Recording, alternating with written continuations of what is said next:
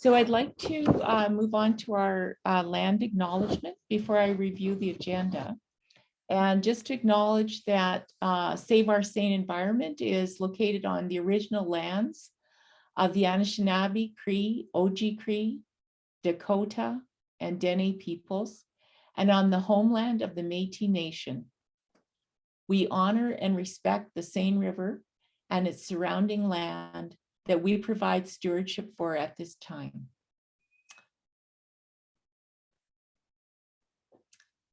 Just reviewing our agenda for tonight, we will have a business meeting. We'll start off by recognition of some people. We'll go on to minutes and finance and elections section. Moving on to recognition of people who are leaving the board of directors. We'll review some of our projects and activities from last year and look ahead to this coming year.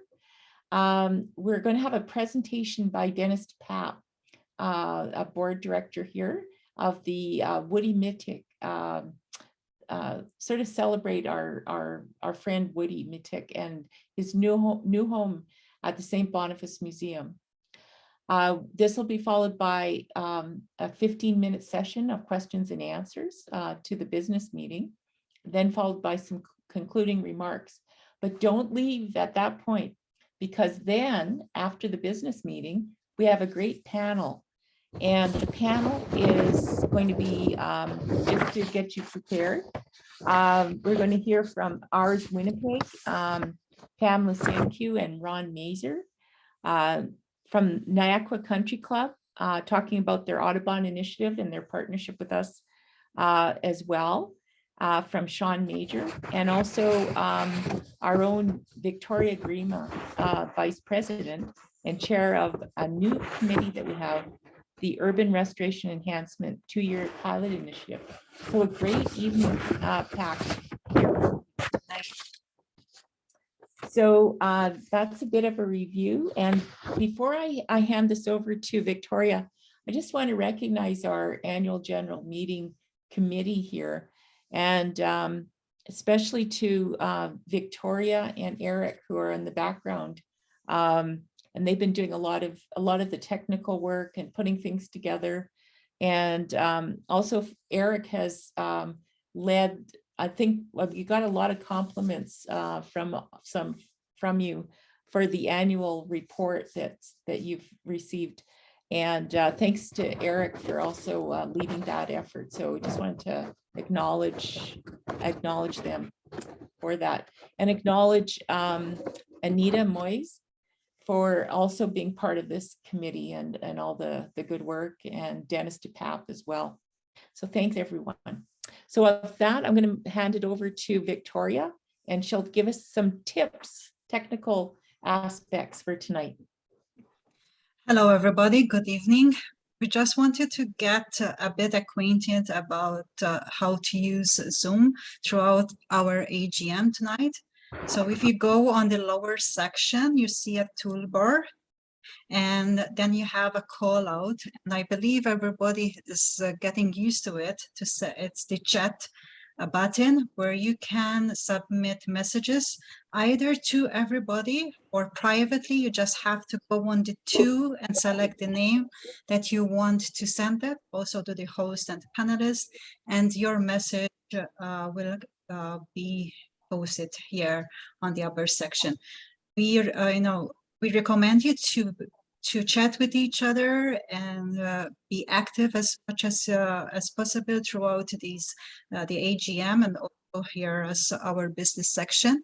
Then, as Laurie said, at the end of the business section, we're going to have the first Q&A session, which is 15 minutes.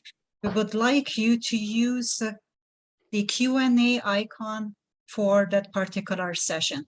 Don't use the chat to submit your questions.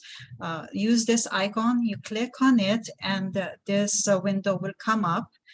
You type your question in the text box. Once you type it, the send button will become active, and you will Just click on it and it will post it and you will see it like that. And if anybody wants, likes it or, agrees with that question, you can just click on the thumbs up. So yeah. And it will come as an orange when you hit on the thumbs up. So please, for that 15 minutes question, Q&A, post your questions here, and we would like you to be as concise as possible. Thank you. I give it back to Lori. Thanks, Victoria. This section of the agenda is recognizing a few people and of course our funders and donors as well. And first of all, I'd like to recognize Michelle Kading, and I can go to the next slide.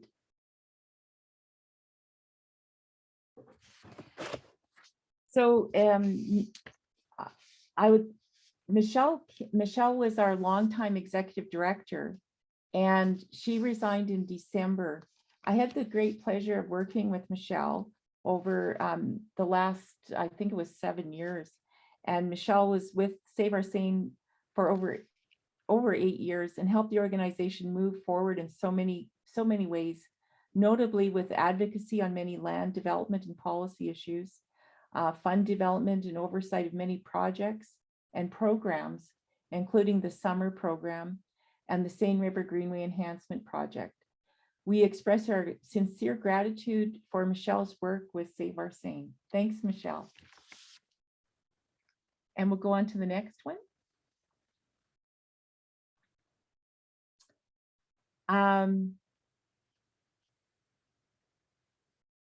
I think this is about our board. I think, is this the board slide? Yes, okay, good. I was just waiting for that to pop up. Thanks, Victoria. So I'd like to recognize our current board of directors. They've been working really hard over this last year. Denis Gautran, our past president, Victoria Grima, vice president, Anita Moyes, secretary. Paul Viano he came in as an interim treasurer in February, and you'll see his name's on the slate tonight. But he's been great to have on board as our interim treasurer. Eric Seine, Isabel Bertazzo, Leah Applet, Robin Palmer, Dennis DePape, and Paul Turan. Thanks to all of you for all your great work contribution. At this time, I'd like to also recognize all the committee members, all the volunteers, and also all of you that do make a great contribution with your talents and your eyes on the river, giving us ideas. But thanks to everybody that's making a great contribution to Save Our Seine. I'd like to move on to the next slide. And before I go on to funders and donors, can we go back to the previous slide there, Victoria? Thank you. So just, I know we have a number of elected officials that are in the audience, and we always appreciate the great support that we have from all of our elected officials at the municipal level, at the provincial level, and the federal level. And we've heard from 4 of our elected officials that would like to say a few words tonight. We've heard, I'll just say these 4, and if there's others of you that like to say a few words, you can just indicate in the chat that you send a note to us that you'd like to say a few words. But I have Brian Mays, Marcus Chambers, Sherry Rollins, and Andrew Smith. So first of all, I'd like to call on Councillor Brian Mays to say a few words. And Brian, we're going to put the spotlight on you, if that will work.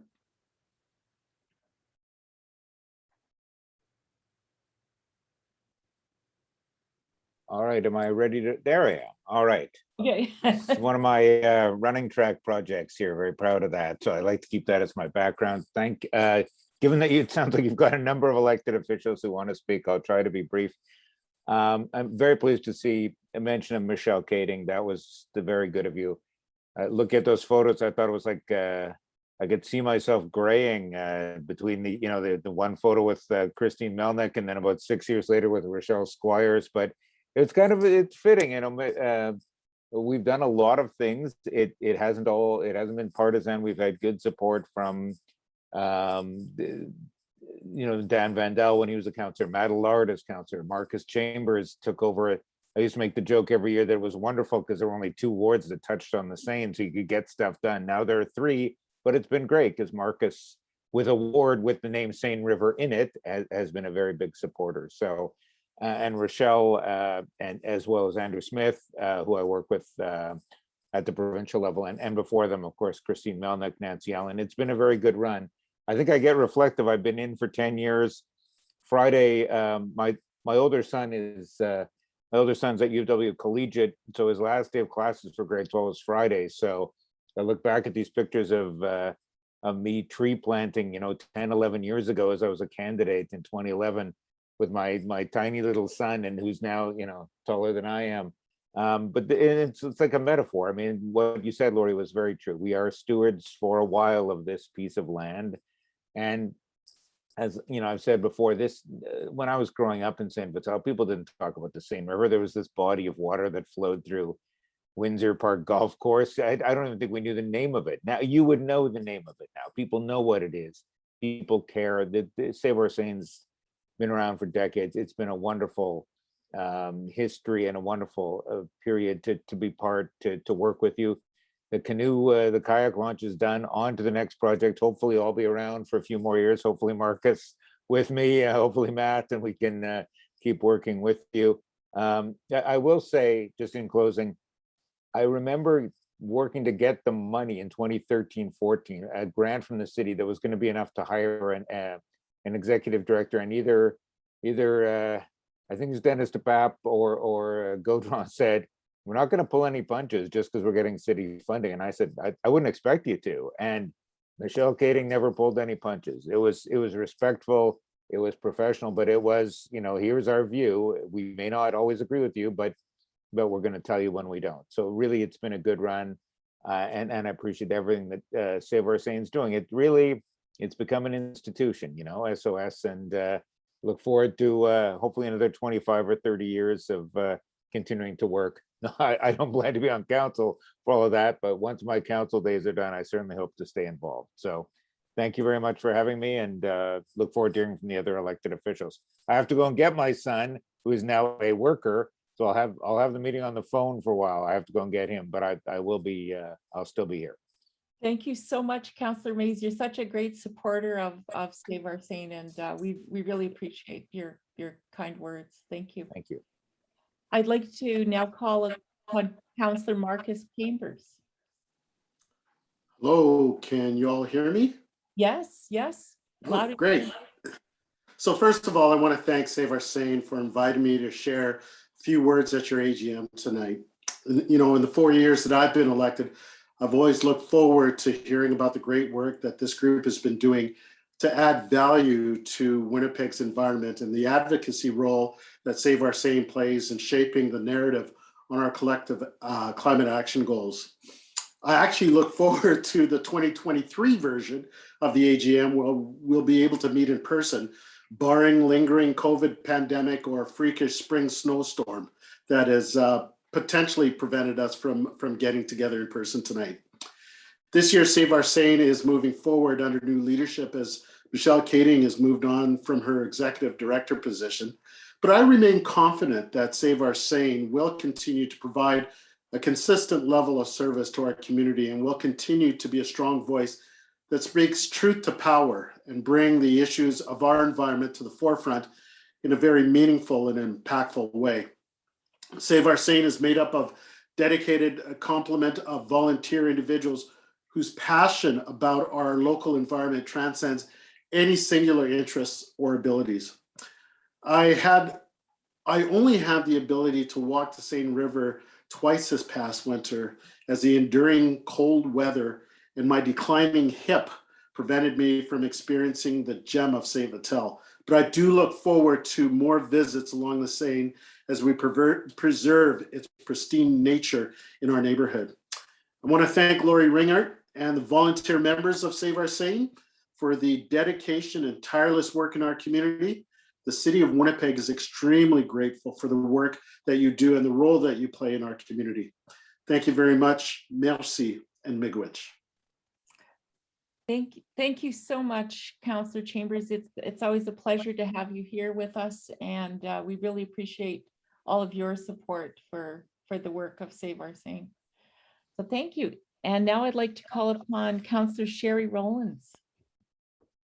Good evening, everybody. I'm so delighted to be with you, mostly because the highlight of my term was the work I did with Save Our Seine, Ours Winnipeg, and Crescent Park Rescue, Pam Lasenku, Ron Miser, Michelle Kading, and Lori Ringart, and more. Denis DePape, I saw him earlier.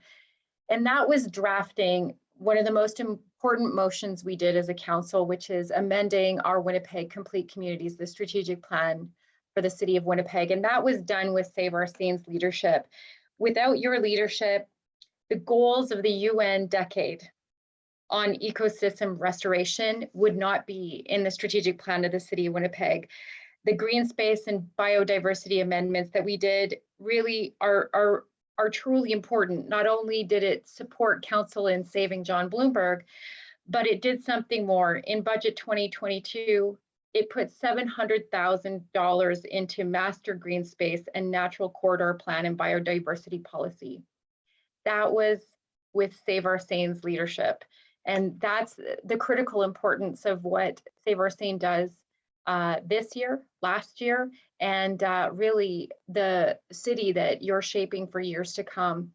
And I'm so delighted to be here to recognize that work, recognize the pen you held with me when we shaped our Winnipeg Complete Communities, and the council vote that continues to be a successful vote and carry us through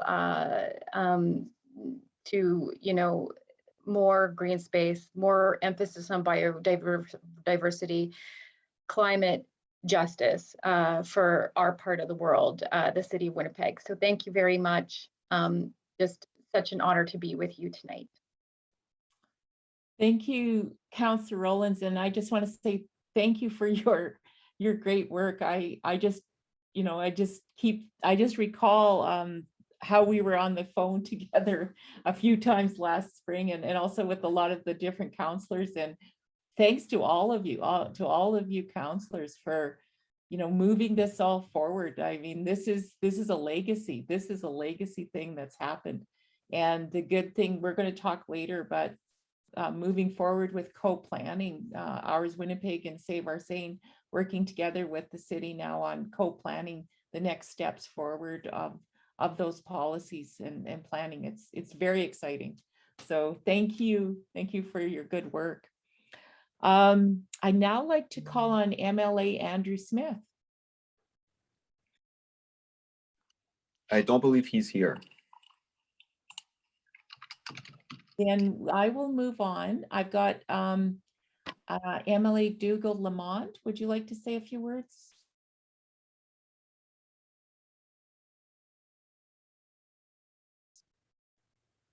Hello? Hello? Muted, can you hear me? Yes.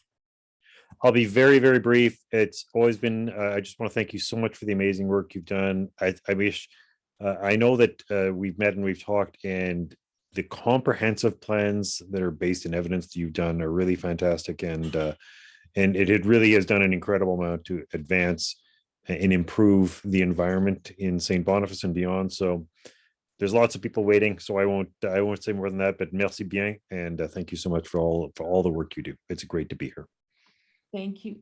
Thank you so much for being here again with us, Dougal. And now I'd like to call on MLA Jamie Moses.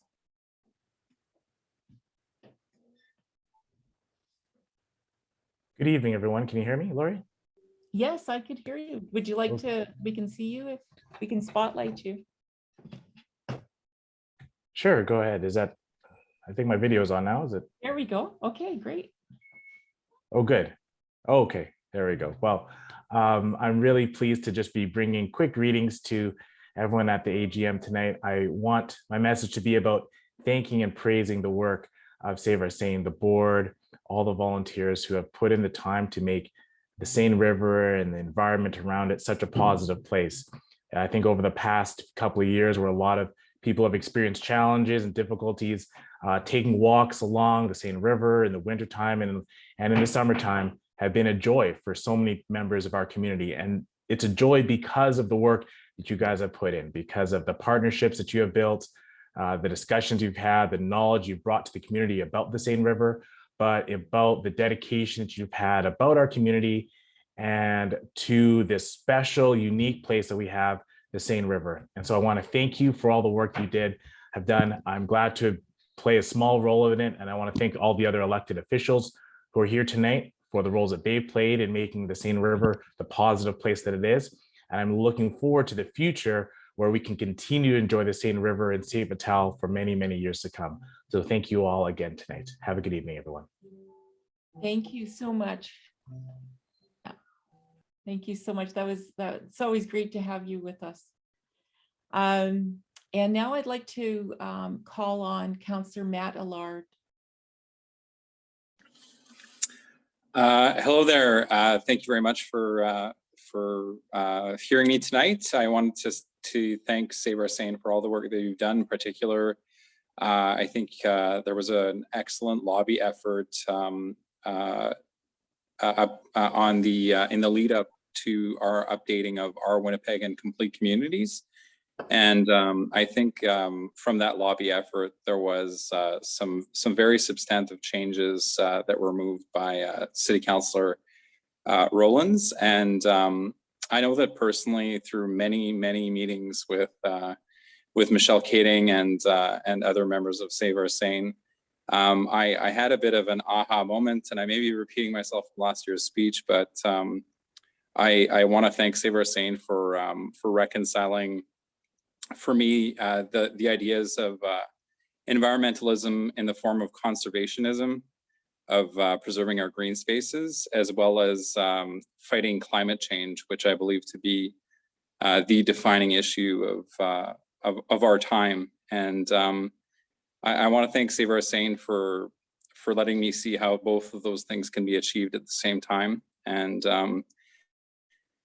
I would like to see more collaboration between what I consider to be conservation environmentalists, as well as the climate change action, the people that are fighting for that, and I think there's opportunity for those people to work together and to pursue policies that support both objectives. So. Congratulations to Save Our Seine for having had, I think, a big impact on our land planning processes, and I think we're going to have a greener, better Winnipeg as a result of your lobby efforts. So thank you very much for convincing or for helping me better understand how to marry conservationism and climate action. And we now see those changes that Save Our Seine was asking for, and they're reflected right in our master planning documents. So congratulations. I think not everybody is really excited or in tune with land planning, but it's probably one of the biggest powers the city has. And we had some really big changes to our Winnipeg and complete communities as a result of your lobby efforts. So thank you very much. And thanks for giving me the time to speak to you today. Thank you so much, Councillor Allard. And we're really looking forward to working together with the city on that co-planning. So I think that's going to be really exciting. So thank you. And now I'd like to call on Honorable Audrey Gordon.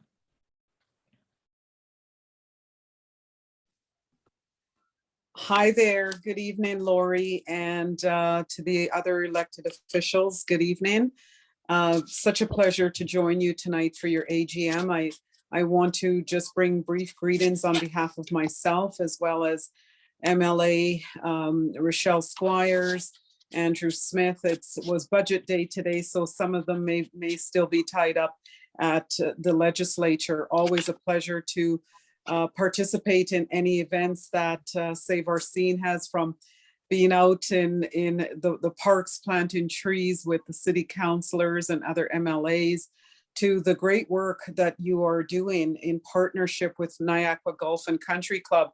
I don't know if everyone on the call is aware of it, but I'm so pleased to see that you're broadening your stakeholder reach and really bringing in other organizations. So congratulations to you on the lobbying work that you've done. I know we've had several meetings about parcels of land that you wanted to see saved and preserved for Manitobans, not just individuals in the southeast of the city, but all Manitobans to come and enjoy. And of course, I enjoy the trails, cycling and walking. And so thank you for all your advocacy efforts and for everything you've done in the past and will do in the future.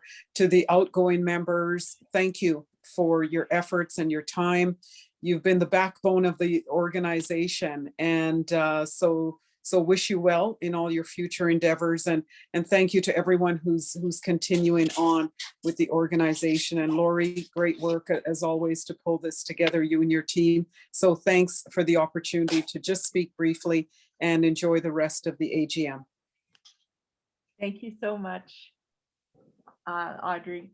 And I just want to say this group of elected officials that we have, and even some that aren't here, they're the kind of people that come out and they're pulling weeds and they're out walking the trails. And so I just kudos to all of you for just being there all the time for the organization. Did I miss anybody? Okay. Can we go back to our slide with the donors? Thank you. Thank you, Victoria. Got a great team in the background that's keeping me on track. Just wanted to recognize, look at all these great funders and donors that that are behind us, and also recognize individual donors that a lot of you are individual donors, and that we couldn't do it without you. We couldn't do it without all of the corporate donations, the operating grants, Green Space Enhancement Project, the employment programs. I wanted to particularly call out Sisters of Our Lady of the Missions, who donate to us a significant amount each year toward our operations as well. So we really appreciate that, and to the city of Winnipeg.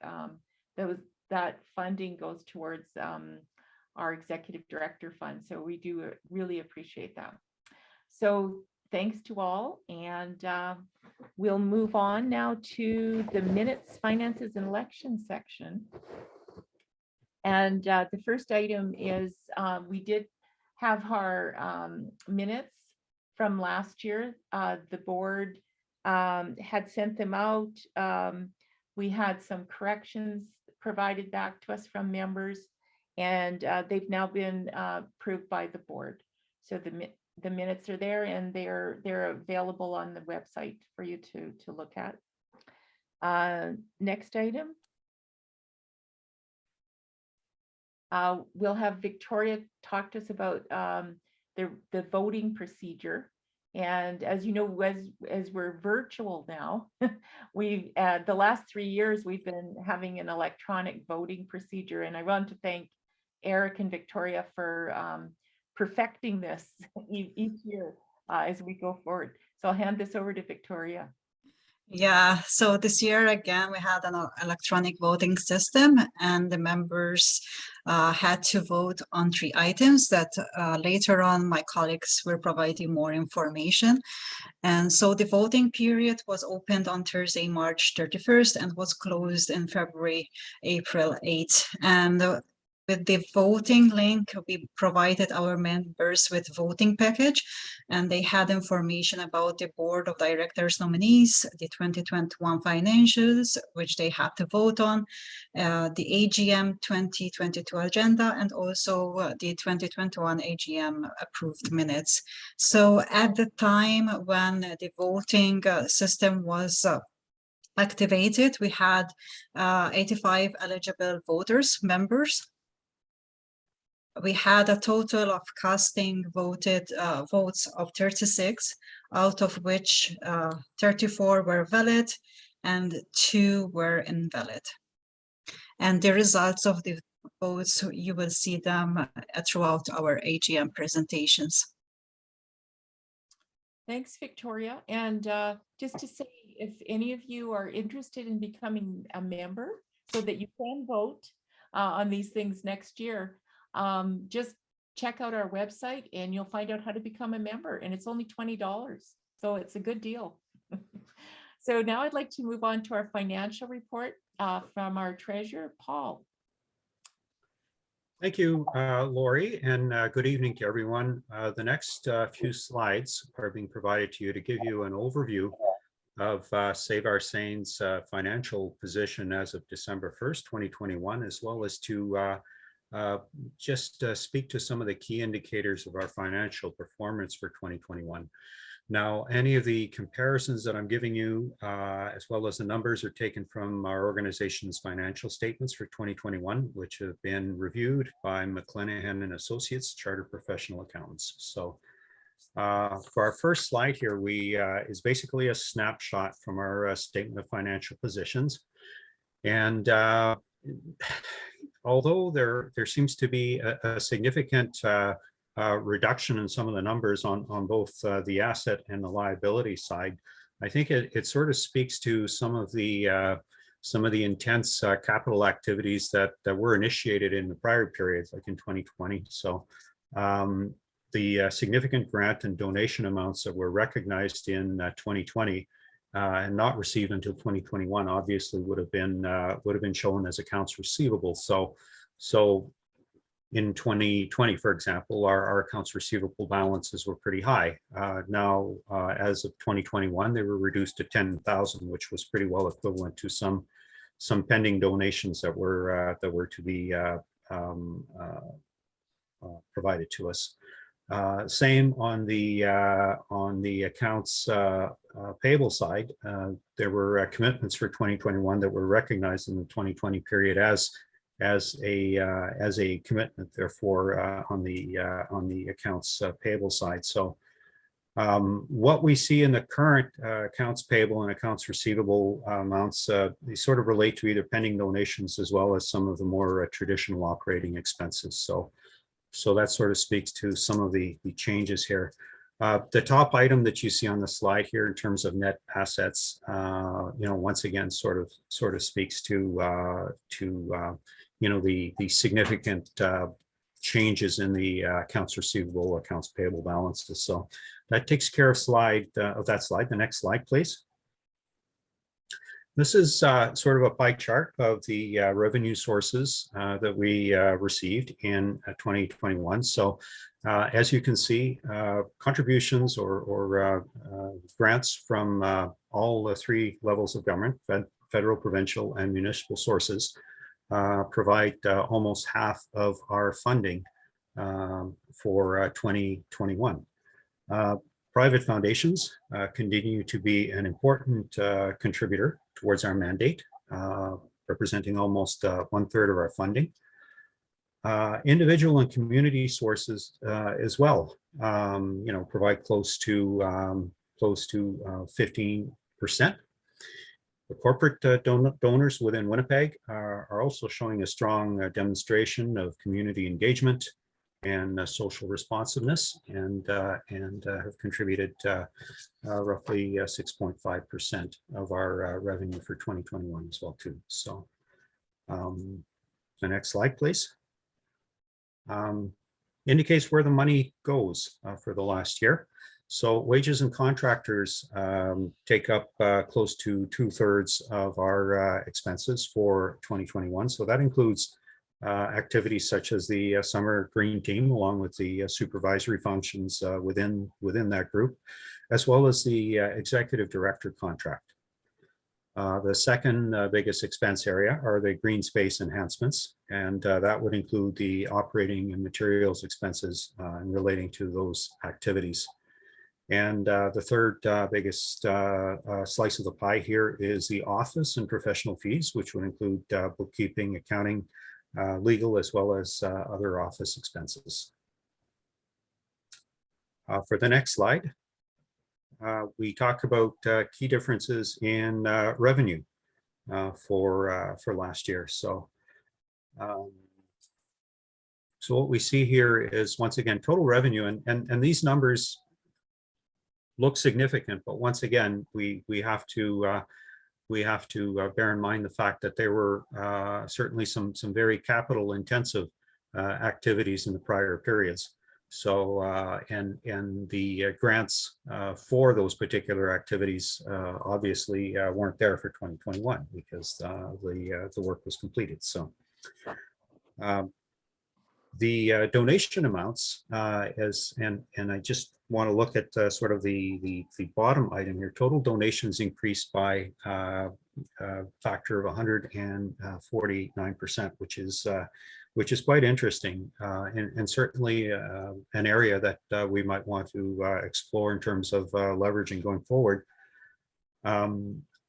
Just to give you an example within that that particular donation piece is that there is the donation platform known as Canada Helps that we use for individual donations. If you were to make a donation to Save Our Seine through the website, the Canada Helps platform showed a 6-fold increase in donations for the previous year. So that's quite interesting.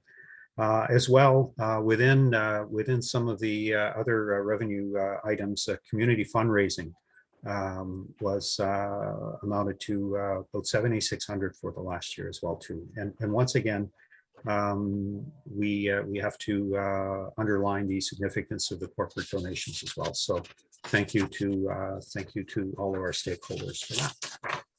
The next slide, please. And once again, we have to speak to sort of the significant capital outlays in the previous periods that were not there for 2021. So I mean, we show green space enhancement decreasing by 86%. Once again, there were activities such as the one that Councillor Mays had mentioned about the boat launch. I mean, that was sort of covered in the prior years. So consequently, some of these activities are not shown for 2021 as well too. So slight change in the executive director expense for last year. Slight decrease in the cleanup program, but once again, that's we wouldn't want to consider that sort of a material change as well too. So program expenses decreased by 61%. Once again, that's sort of the bottom line figure. So that would include like the related reduction in green space enhancements. So moving on to the next slide.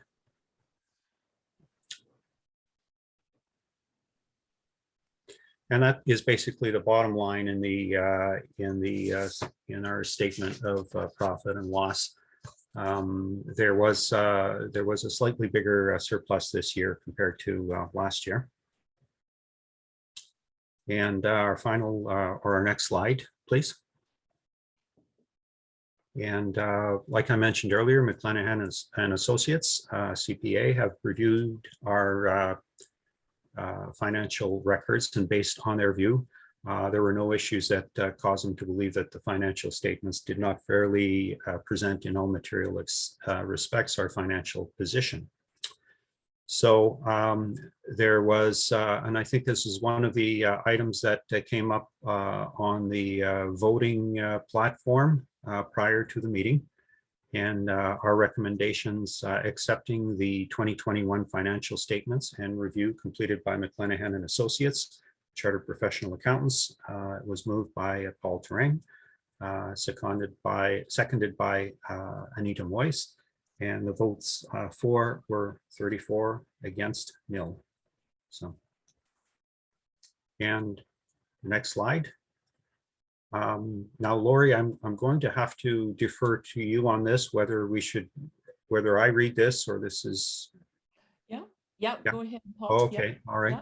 So the board, once again, and this was another piece that we I guess covered in the voting package. The SOS board recommends engaging McClanahan and Associates, Chartered Professional Accountants, to conduct the 2022 review engagement. And that was moved by Victoria Grima, seconded by Eric Saint-Onge. So once again, votes were 34 for and against 0.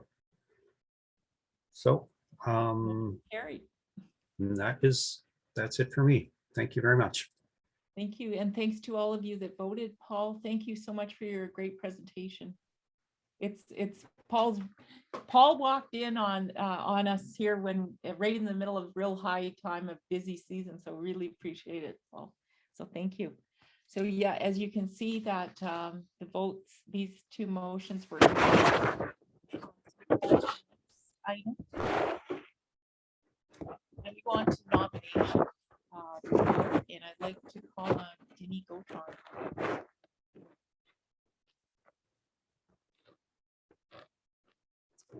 Denis and I co-chaired this nominations committee. And just see if we can get the spotlight on Denis.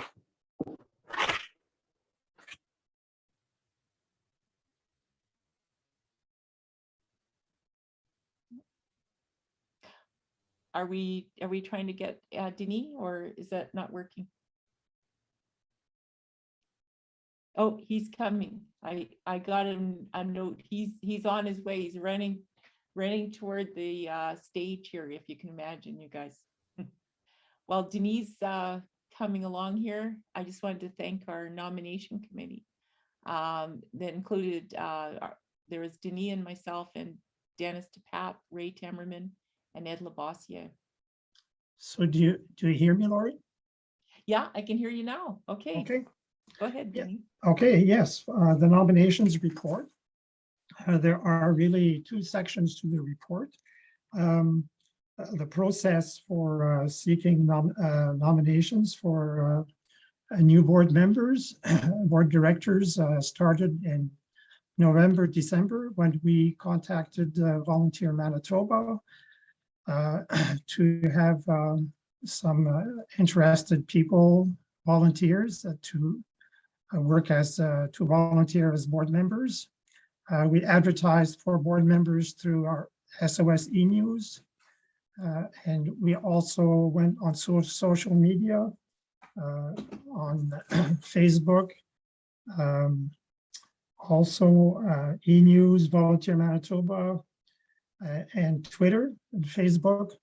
And we obtained a really good group of people interested in serving as board members. So this was the first part of our work, and I thank Lori also for her great help in working on this process. So the board recommends the following list. Is there a slide, Lori, of Yeah, there it is. It's coming up, Dennis. Yeah. Okay, so as a result of our search for volunteers to serve, the board recommends the following slate of individuals to be elected to the SOS Board of Directors for a 2-year term, April 2022 to April 2024. This was moved by Paul Duren and seconded by Leah Abelet. And the people nominated, Isabel Bertazzo, Chloe Burgess, Marlene Gregory, David Moore, Anita Moyes, Eric Saint-Onge, Paul Viano, and Peter Ward. And there are three people who are already board and staying on. We're very happy that Lori Ringhart is staying with us, Dennis DePape and Victoria Grima are the existing board members who are staying on. And that completes my report. I think, Lori, is there anything else to add? Just to add there, thank you so much, Denis. So this was put out for the vote, and you can see that we had the vote, it was passed 33 for this slate. We had one abstention.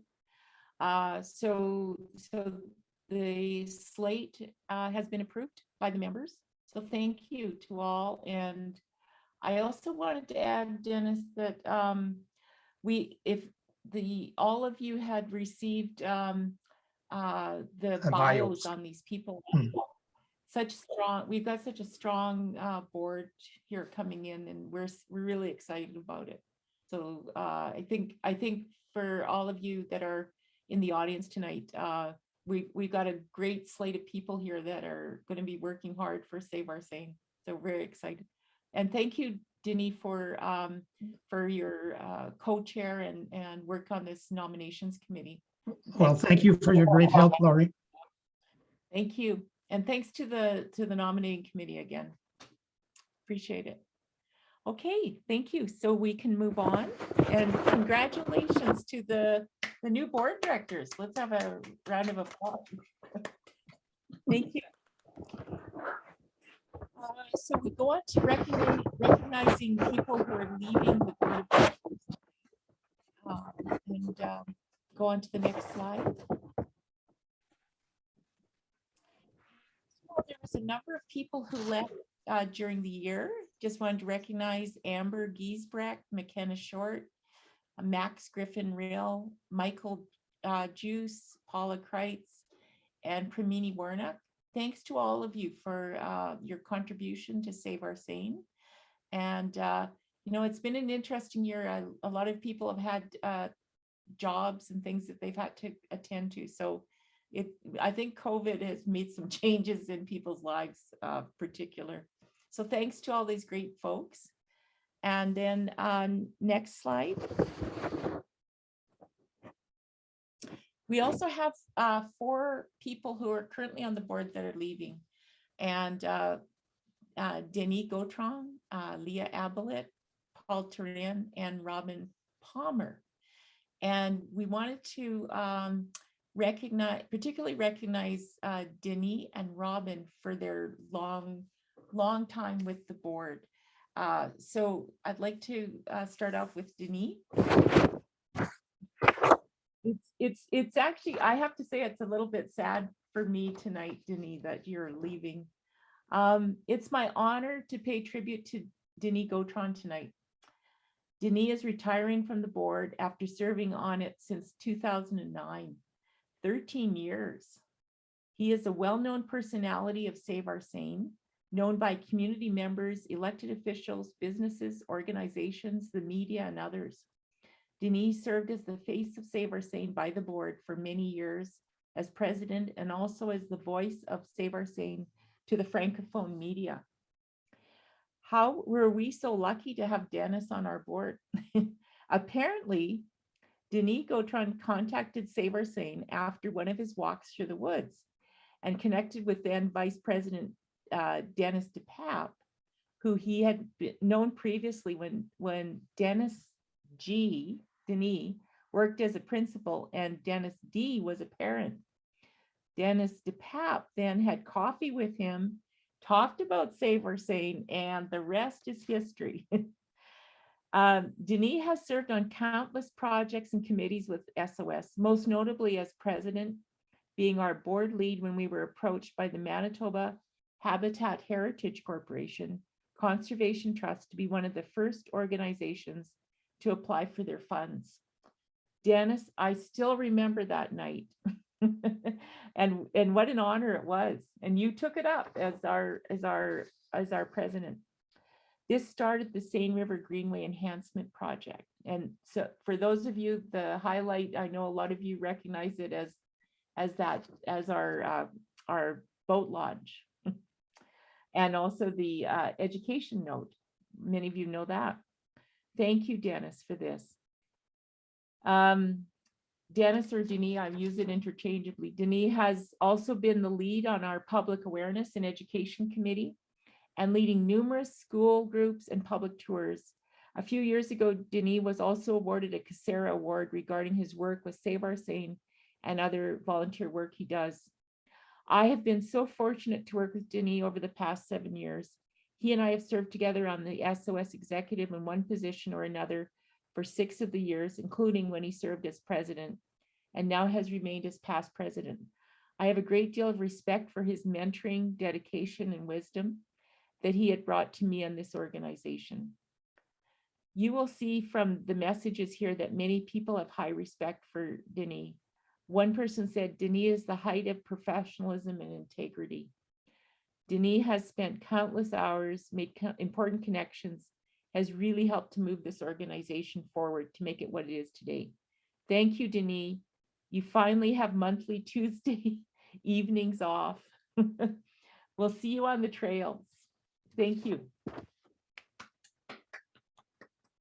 Denis, did you want to say a few words tonight?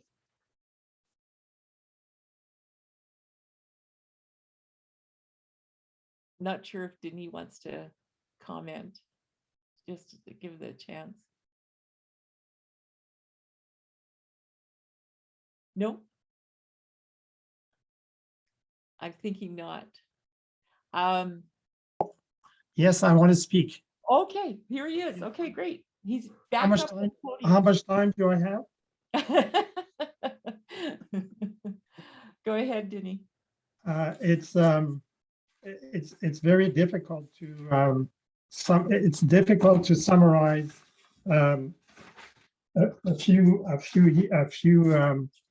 it's difficult to summarize 12 years in a few minutes, but I want to say how much I appreciated working with the board of Save Our Seine, board members who would dedicate their time and show a lot of professionalism.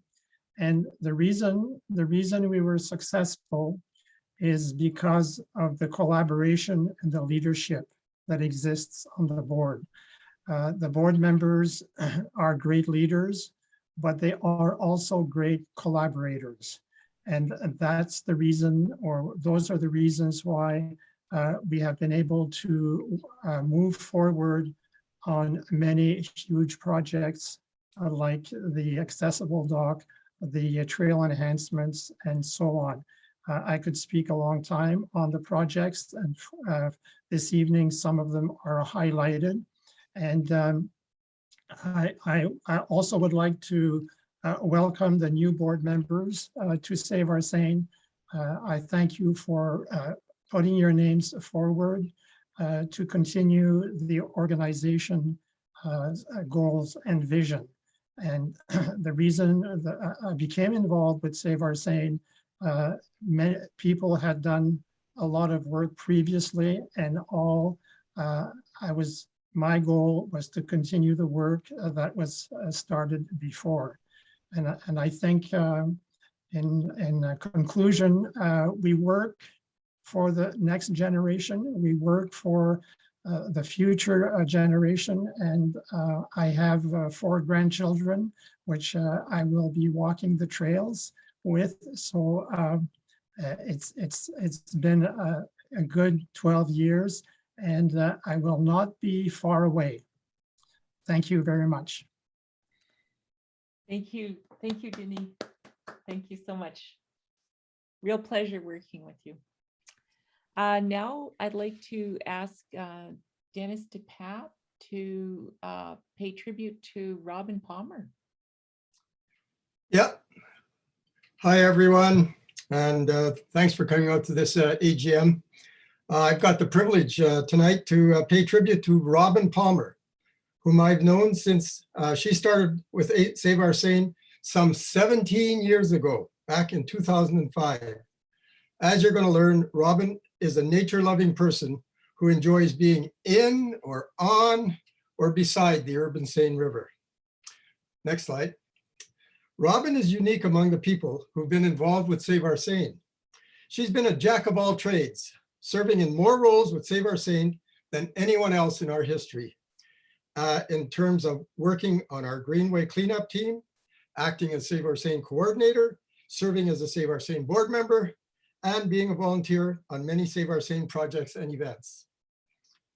Her first 3 years with Save Our Seine, from 2005 to 2007, Robin was a member of our Greenway cleanup team, serving as its lead hand in the second and third years.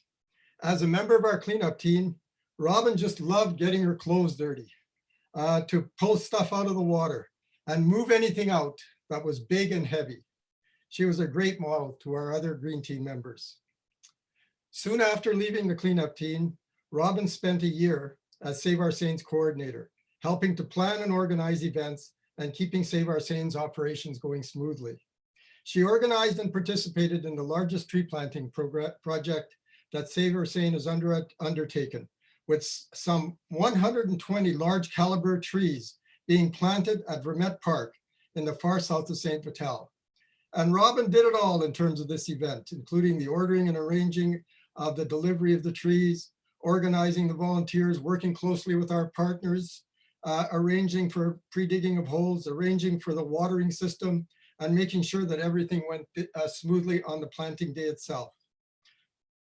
In 2009, Robin joined the board of directors of Save Our Seine, and she served 2 separate terms on our board, where she's been secretary of the board, administrator of our charitable donations, participated in various plantings and other events, helped with the summer cleanup program, and been a member of various committees, including the Land Care Committee, the Eyes on the River Committee, the Greenway Enhancement Project Committee, and the Niagara Golf Course Partnership Committee. Over the years, Robin volunteered to help out on many occasions.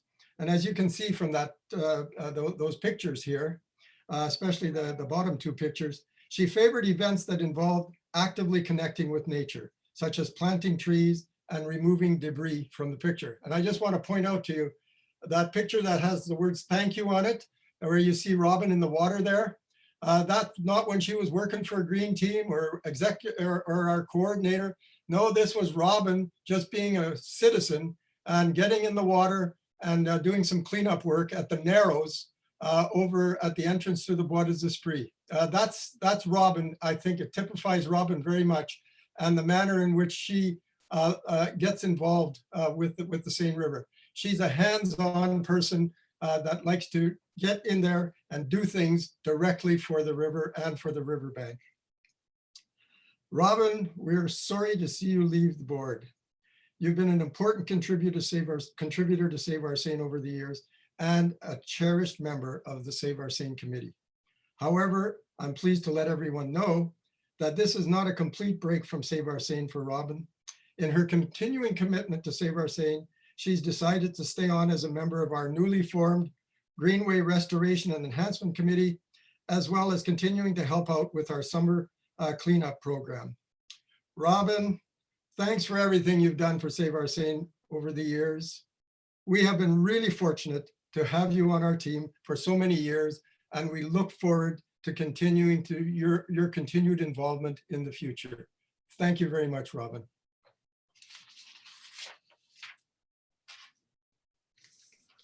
Thank you. Thank you so much, Dennis, for that. That was great. Thank you. Now I'd like to go on to our other, the other 2 people that are leaving us are Paul Turin and Leah Abelet. Thank you to both of you for your great service. Leah was with us for 2 years, Paul for 1 year, but both of them have made a real mark with Save Our Seine. So thank you. And just go to our next slide. So we're presenting these people that are leaving with some great gifts, some carvings. This is just an example of a few of them. And so we'll be giving these carvings to our folks that are leaving. So thanks everyone, and round of applause for everyone. Thank you. And these carvings are from by Murray Watson, I believe. And I think I've got all of the recognition of that. Now, moving on, I know we're a little bit over time, but I think all of these things are just showing the great work of Save Our Seine and the recognition, and I appreciate everyone's work on it. Moving on to projects and activities, and I wanted to call on Victoria. She's going to highlight some of the things in our annual report. And again, the annual report is available on our website if you haven't seen it yet. It's a really good report, so I'll hand it to Victoria to just highlight a few items from it. Yeah, the annual report provides to our members and also to our network and with an overview of what we have achieved in 2021. And what I'm going to talk in a couple of minutes, it's already some of these projects and activities have been also mentioned prior. So there's a bit of overlap of what you already heard and what you're going to be hearing later on in the panelist discussion. So we start with our signature project, the Seine River Green Space enhancement. So it was completely implemented in 2021. And as you heard from a couple of people, the highlight of it was the canoe, the accessible dock. And it was when we had high water levels last year, it was very active. The people were enjoying it for quite some time. And that project also involved some trail enhancement and also the construction of an interpretive node at Bois d'Esprit. And apparently it's coming quite a good spot for photography. And also we did some native vegetation along the Louis Riel Senior Trail. And we would like to thank all our project partners and funders, particularly Marks and Laurent, Laurie Ringard, and Michelle Kading, who was our executive director at that time, who led this project. Moving forward, our summer program. It's always fantastic to work with these youth every year. Last year we had 6 youths that were coordinated by Clara Rogers, and they do quite a variety of work. As you can see from this slide, they remove metal signs, tires, shop carts, and also they help removing falling trees and also debris from the river. And also they take care and maintain some areas that we have planted native species. And also they help with our removal of invasive species. And again, we thank all our partners that provide us funds for this program. This is the land care. Our land care committee again was very active last year. As you can see, we had at least 26 land care events and we interacted with about 40 volunteers and we invested over 200 hours. And again, we removed quite an extensive amount of waste and also invasive species too. And we planted a number of trees and plants and trees, shrubs and trees in Kavanagh Park in partnership with the City of Winnipeg Naturalist Department. And also we hosted 2 seed collection events for our volunteers. And again, we thank everybody who helped us in these events. Going again, the Ice on the River, we have revamped this section of this pilot program that was in 2013. So you can see we collected a number of information and requests, mostly requests and queries, questions that come from our social media. Again, the Public Awareness and Education Committee was very active. As you can see, we're quite active in our e-news and our subscription increased from 600 to 800. And we also, our social media platforms increased quite a bit too. And last year, we had some presentations with the school divisions and we had 2 of our SOS volunteers become butterfly rangers. In a few minutes, you were going to hear about the new home that is currently hosting our Woody. It was quite a sad, but at least we were able to salvage it, and now it's being hosted at the St. Boniface Museum. We continue to consolidate our partnership. Later on, you're going to hear from our Anaqua Golf Course partner, and also we continued our advocacy with Hours Winnipeg in regards to our Winnipeg 2045. We thank our volunteers that have spent quite a lot of time last year helping us, and they volunteered in 11 different governance and programs. And we concluded the year by receiving an award from Society for Organic Herbal Land Care in 2021, and they were particularly appreciated of our work in leading as being the leading organization in Winnipeg that cares for the Seine River and its surroundings for over 30 years. And we invest in tree planting and provide other ecological initiatives. Handing over to you, Laurie. Thank you, Victoria. Excellent presentation. So just a few highlights, overview of our moving forward now. This is like the new year for us, 2022. We had a priority setting session, and I wanted to thank Dennis DePape for facilitating that for us. And we did that over February and March with the board. So the top 3 priorities that the board selected for this coming year. Go to the next one, Victoria. So one was the urban restoration enhancement to your initiative, which you'll hear more about later. Strengthening the organization, which is looking at our board and looking at our staffing, as well as looking at our policies, procedures, all of that. So strengthening the organization, and then fund development, sustainability. So this is the top 3 areas that the board has identified to work on going forward. Next slide. We've also hired an interim executive director. Jennifer Sandy is with us now, and she's an experienced executive director, having spent 8 years working in the disability community as an executive director. And she brings experience with organization management, program development, fund development to Seine River. And we really, Jennifer is also a lover of the outdoors and all things trees. So we really welcome Jennifer on board. Next slide. And we also wanted to highlight, like we're focusing on our partnerships this year as well. Niagara Golf and Country Club, working in partnership with them. You'll hear a bit more about that. Ours Winnipeg co-planning regarding City of Winnipeg, and working together with the city, of course.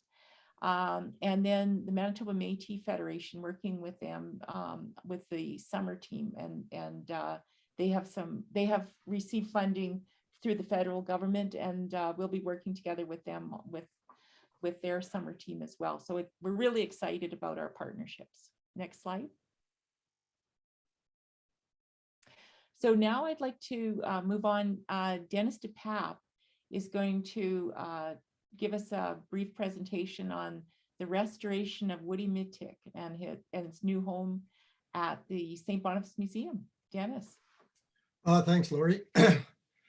And well, it's been a pretty remarkable year for the Seine River Greenway's best known icon, the amazing wood spirit sculpture, Woody Mitik.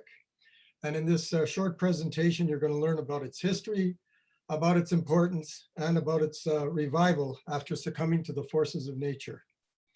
Next slide.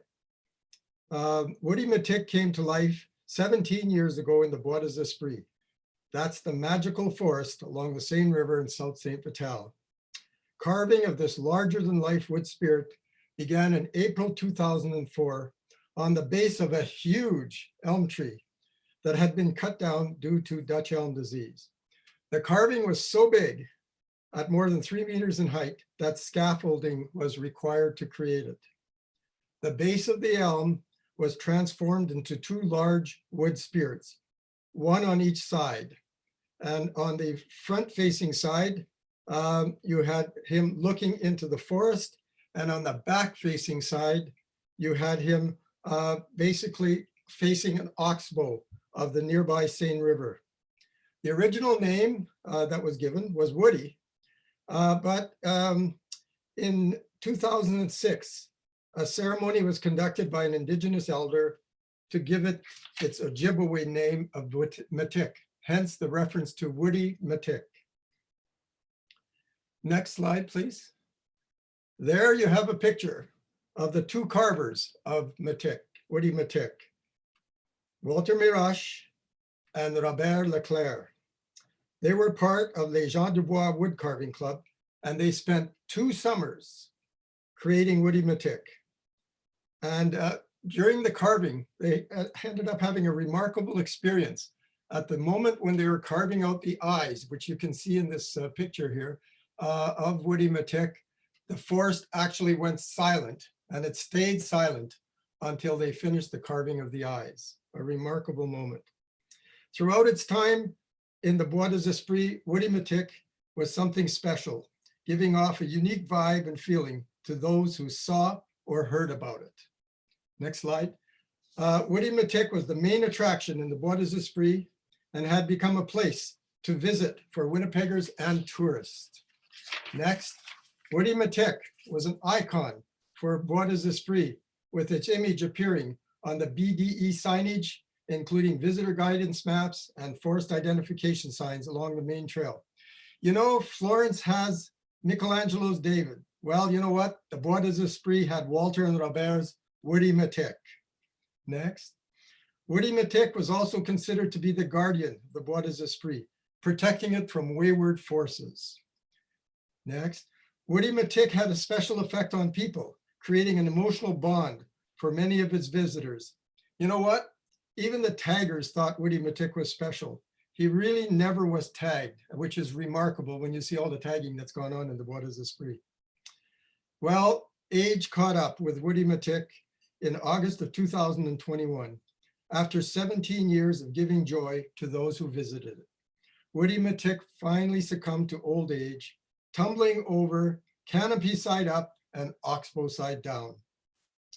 Several years ago, Woody Matik began falling apart on the canopy facing side.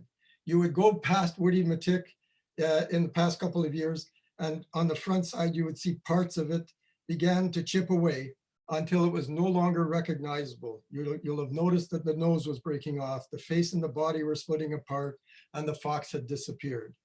But less visible was that Woody Matik was rotting at the roots and inside, and hence in August 2021, basically succumbed to old age. Fortunately, a good Samaritan salvaged Woody Matik's remnants and created the revived Woody. The fallen Woody Matik was not redeemable on the front side. That's the one that was facing the canopy. But on the back side facing the oxbow that was touching the ground, there was much that could be saved. Marcel Richat, a great admirer of Woody Matik and a former Save Our Seine board member, retrieved and salvaged parts of the sculpture from the oxbow facing side and brought them to his home and put them in his garage. And there he spent many hours painstakingly piecing the parts of Woody Matik together, then constructing a backboard, a support base, and a frame to create an 8-foot high revived version of Woody Matik. And this picture that you see here, this is the revived version of Woody Matik in his garage. And in doing this, Marcel was helped out by his wife Henriette and his brother Emile. Now, Marcel didn't stop just at fixing Woody back up.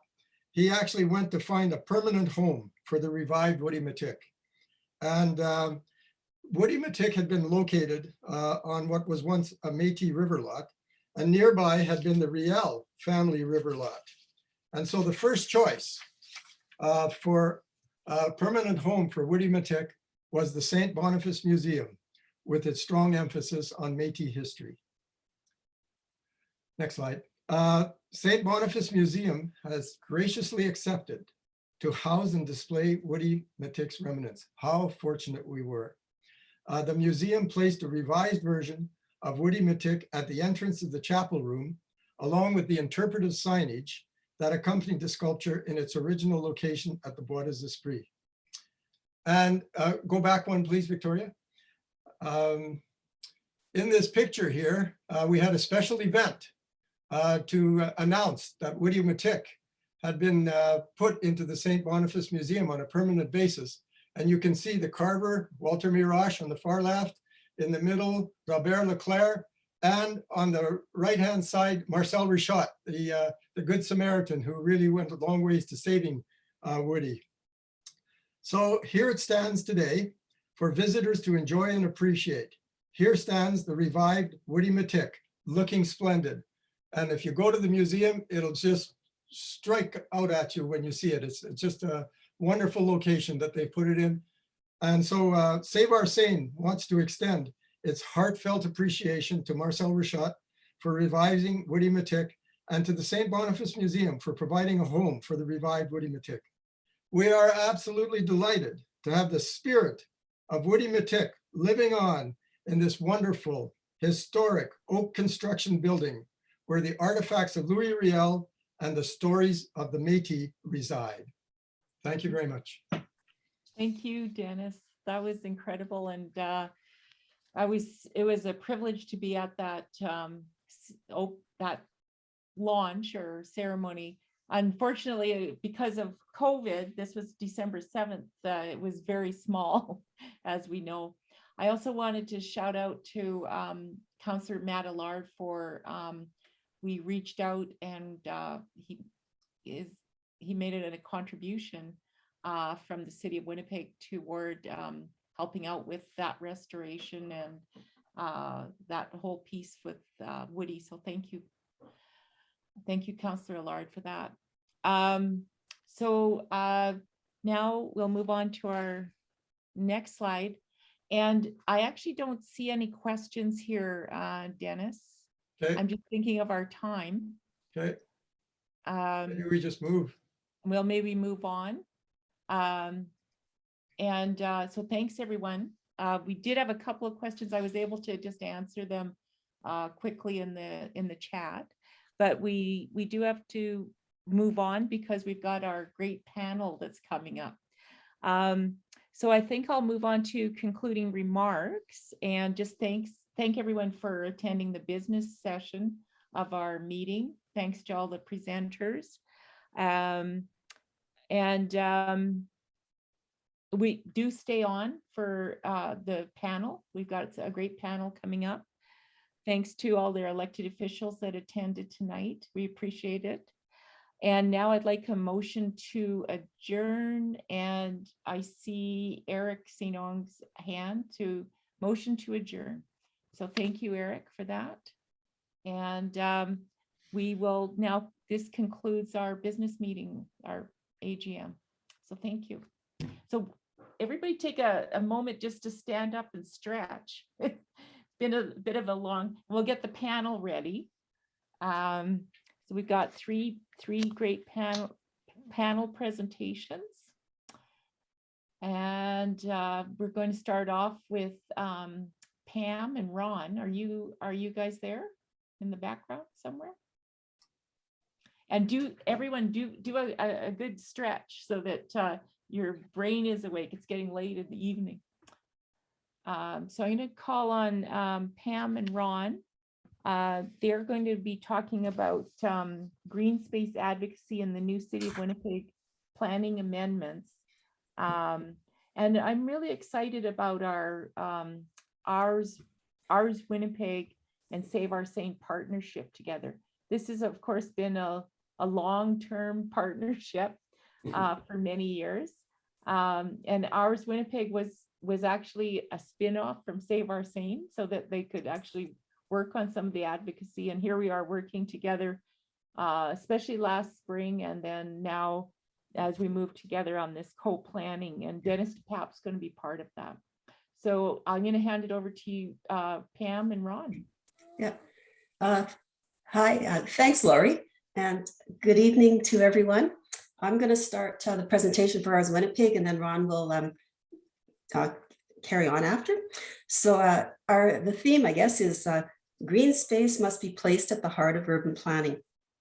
And so as we also heard earlier, transformative amendments to the city planning documents and 25-year vision for the city planning documents, ours Winnipeg, and complete communities were approved by council in June last summer.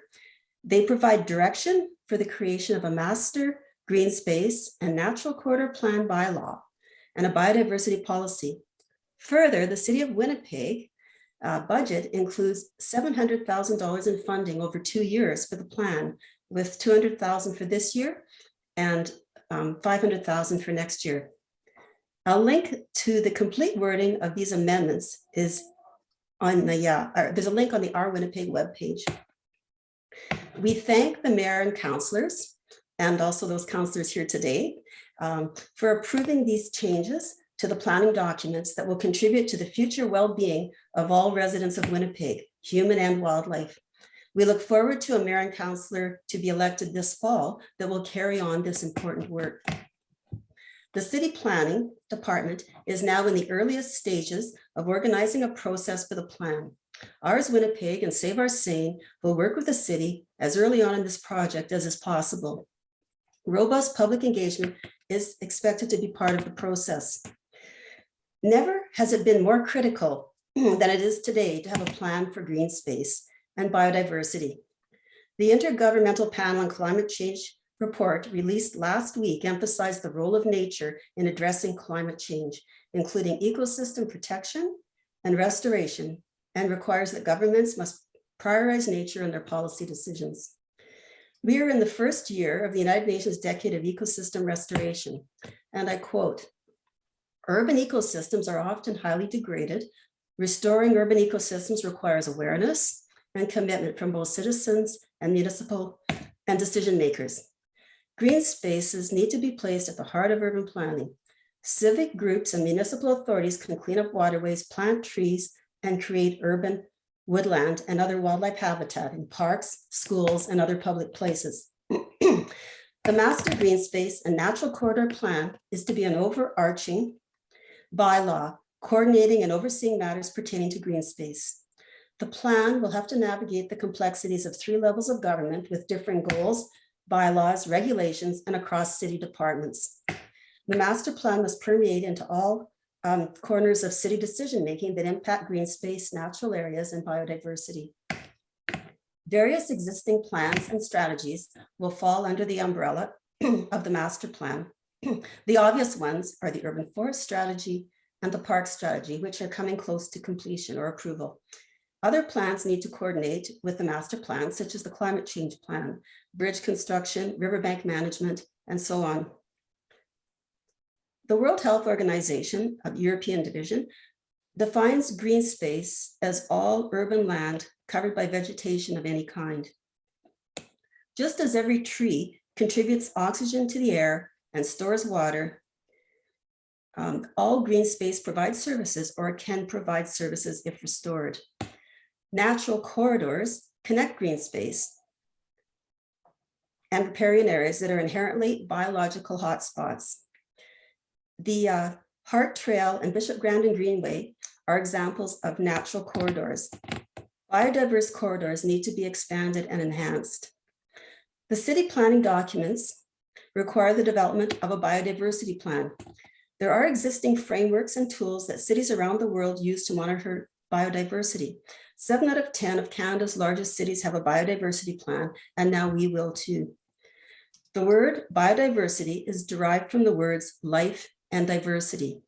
Biodiversity is the interconnectedness of all living things that makes possible their mutual existence. It includes every living thing, humans, animals, insects, and the tiniest microbes in the soil. They work together.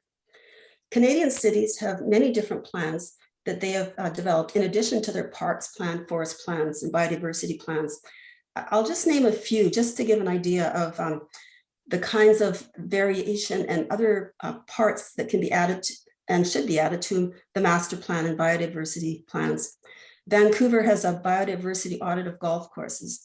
They have a citywide integrated rainwater management plan, a regional tree canopy and impervious surfaces plan, a bird strategy. Edmonton has quite a few plans. One is the Green Network Strategy, another wildlife passages and engineering design guidelines. Calgary has naturalization guidelines, sharing our urban spaces with wildlife, riparian action program, flood resiliency and mitigation program. Toronto has best practices for effective lighting, a companion book to bird-friendly development guidelines. They have a plan called Wild, Connected and Diverse, low impact guidelines, water balance for natural features. And so there's very many pieces that can be, or components to the plan. Winnipeg has an opportunity to go big and bold with innovative planning. The renowned expertise and resources of the IISD and Prairie Climate Center are walking distance from City Hall. Winnipeg can fast track its plan by benefiting from the existing body of knowledge and selection of best practices.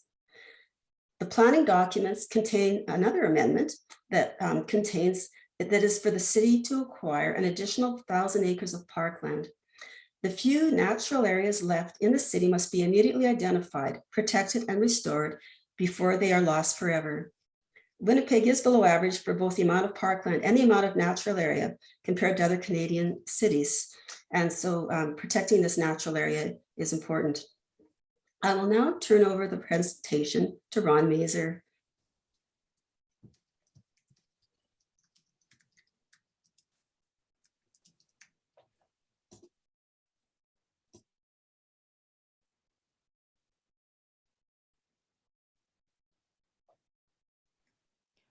Ron, Yep.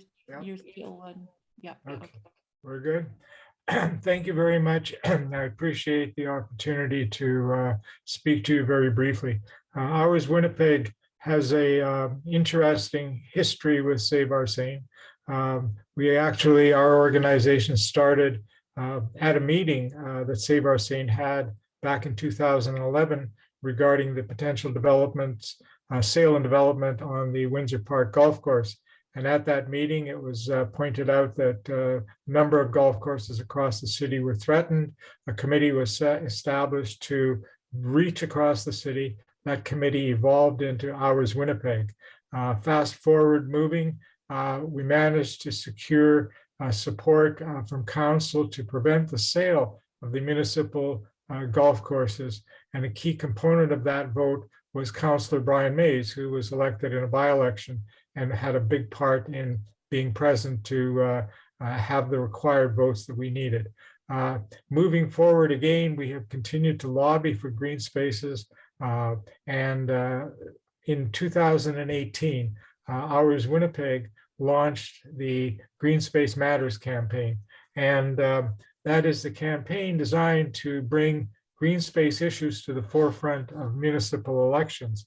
And I can tell you that at that one of our meetings, a community meeting, a priority number one was identified, and that was the implementation by the City of Winnipeg of a master plan for green space.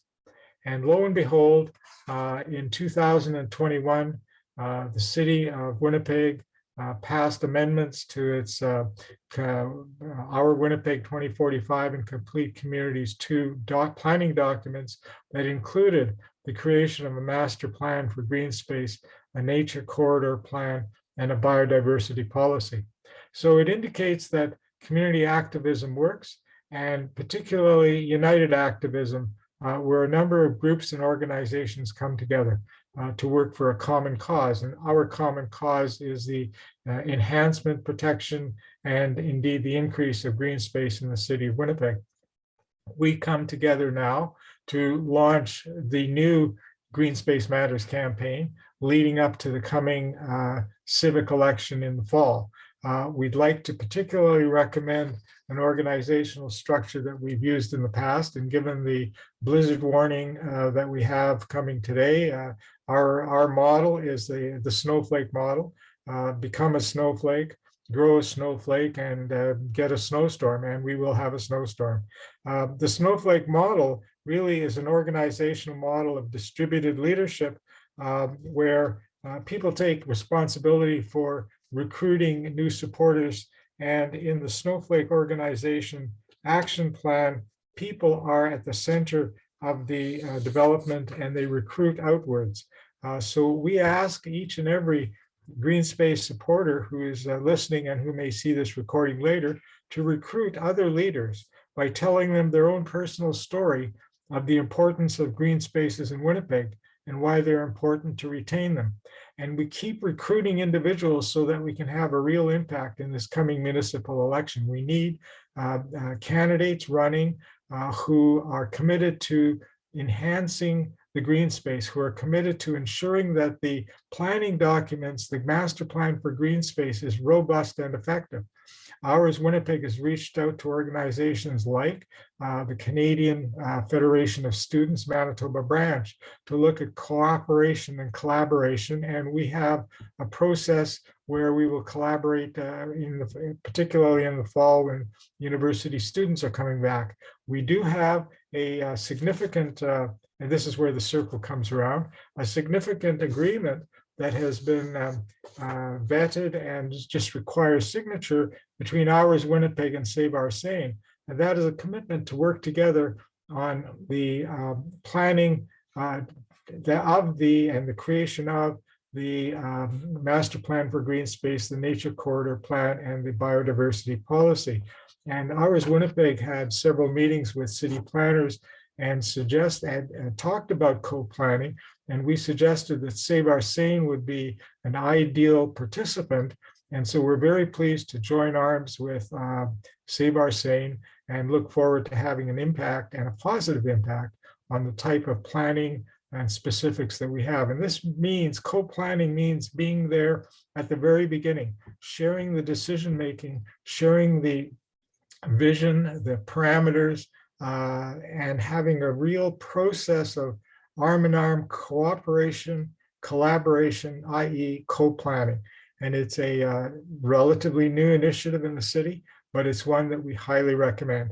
I would also like to say that the Green Space Matters campaign of 2018 resulted in, I think, a number of very good councillors elected. I'd highlight Councillor Sherry Rollins because of the close work that she did with Ours Winnipeg and Save Our Seine, and actually sitting and writing the actual wording to some of the amendments that were passed by City Council.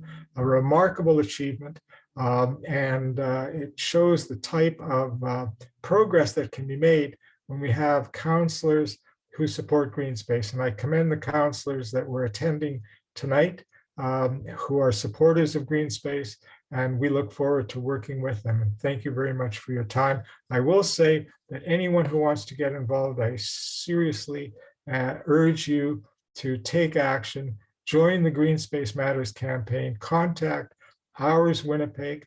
It's Ours Winnipeg at live.ca or ours-winnipeg.com. There it is, ours-winnipeg.com, or email us at ourswinnipeg@live.ca. Thank you very much.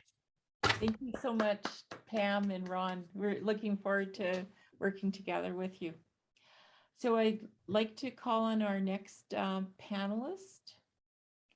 And that is Sean Major from Niagara Golf and Country Club. And again, another partnership that we're really excited about and looking forward to, again, working. We started this partnership last year and even stronger this year. So Sean, I'll hand it over to you. Excellent. Thank you, Lori. And thank you for having me. Can you hear me properly? Just want to make sure before we get going, we're good. Yeah, you're great, Sean. Fantastic. Yeah, great. Thanks for having us. So yeah, as Lori mentioned, we entered into a partnership, I guess, last year. It became from I guess, our resource advisory committee that was formed for the purpose of what we'll present here. And they were keen and interested in working with Save Our Seine, and they reached out, and Lori and At that time, it was Rob, one of our members, began the work on it, and we're happy and engaged today. So it's great. So we'll go over a little bit of what Audubon Certified Sanctuary is. Just hearing the last couple talks about ours and stuff. You know, we're fortunate to have a fairly decent sized chunk of land here in the heart of the city, and you know, we'll make sure that we're doing everything possible to you know, uphold our end environmentally and provide the things that you were just talking about as far as habitat and you know, obviously protecting the river as well and things. So we'll just move forward here if I can get this to go. There we are. So brief background, I mean, the Naqua Country Club is a private golf facility. It was established in 1923. We're getting ready to celebrate our centennial year next year. And that was kind of one of the driving forces behind wanting to participate in the Audubon program. It's a Stanley Thompson Golf Course, one of the most famous Canadian architects, and it has hosted some pretty significant events in the past, including you know, a Canadian Tour Open back in the 50s, which brought in the best players in the world to Winnipeg. So what is Audubon certification? So it is, you know, it's an award-winning cooperative sanctuary program. You know, we focuses on education that help golf courses protect the natural environment. They help us to enhance the valuable natural areas within wildlife habitats that golf courses provide, helps us improve our efficiencies, minimizes the impacts of golf course operations. Again, it's recognized worldwide. It serves a pretty significant environmental role. There's many branches to Audubon, and golf is just one of them. They work in other areas too, green buildings and things such as that. Audubon International has developed a standard that are generally applicable to all golf courses. So there are a lot of things that we'll talk about in here briefly that you know, you can do at any level of course, whether you're private, public, municipal, semi-private. All these things can be done across the board. Right now in Canada, about 100 golf clubs of 2,400 golf clubs in the country are certified. And when you go through this process, recertification is required every 3 years to ensure that you're you know, staying committed to the program and continuing to do these things. So what's the opportunity we have? You know, our golf course, we can provide much needed wildlife sanctuaries within urban environments. We can preserve natural areas within urban environments, support plants and wildlife native to our areas, protect water resources. We're a great filter for runoff and water through the turf grass and other native areas on the property. Golf is a big sport in the country. There's 6 million Canadians that actively play it, and it's growing, and 25 million Americans that play it. So it is a very popular and busy sport. You know, the turf in the property surrounding the golf course has been shown to obviously improve air quality and moderate temperatures. And for me, this is a big one. Golf and our opportunity is to, you know, educate golfers and the general public about the nature of the game and promote environmentally sound management. And for me, that's a real big one. Right now is a perfect time to talk about it. I know talking with Lori last week, we were talking about the Masters. And if you like golf, you were probably glued to the television this weekend. And it's a great weekend, but what goes on at Augusta and what goes on at the Masters and on that property is very far from reality. The certification requirements for Audubon, there's six categories: environmental planning, wildlife habitat management, water conservation, water quality management, chemical use reduction and safety, and outreach and education. So we are certified already in environmental planning. What that was a real big assessment of the current course property, the infrastructure, the environment. We assessed what we're doing as a business, as a club, and some of those things we were doing help us qualify replacements of turf types. So getting the more modern, genetically grown turfs that are better to withstand disease. They can withstand stresses of summer heat better. They can go with less water, or, you know, and reduce the requirements and the inputs to produce healthy stand of grass, and then irrigation modernization is another thing that had been going on at the club. So we had a couple things in there we identified quickly, which was great and helped us get certified in that.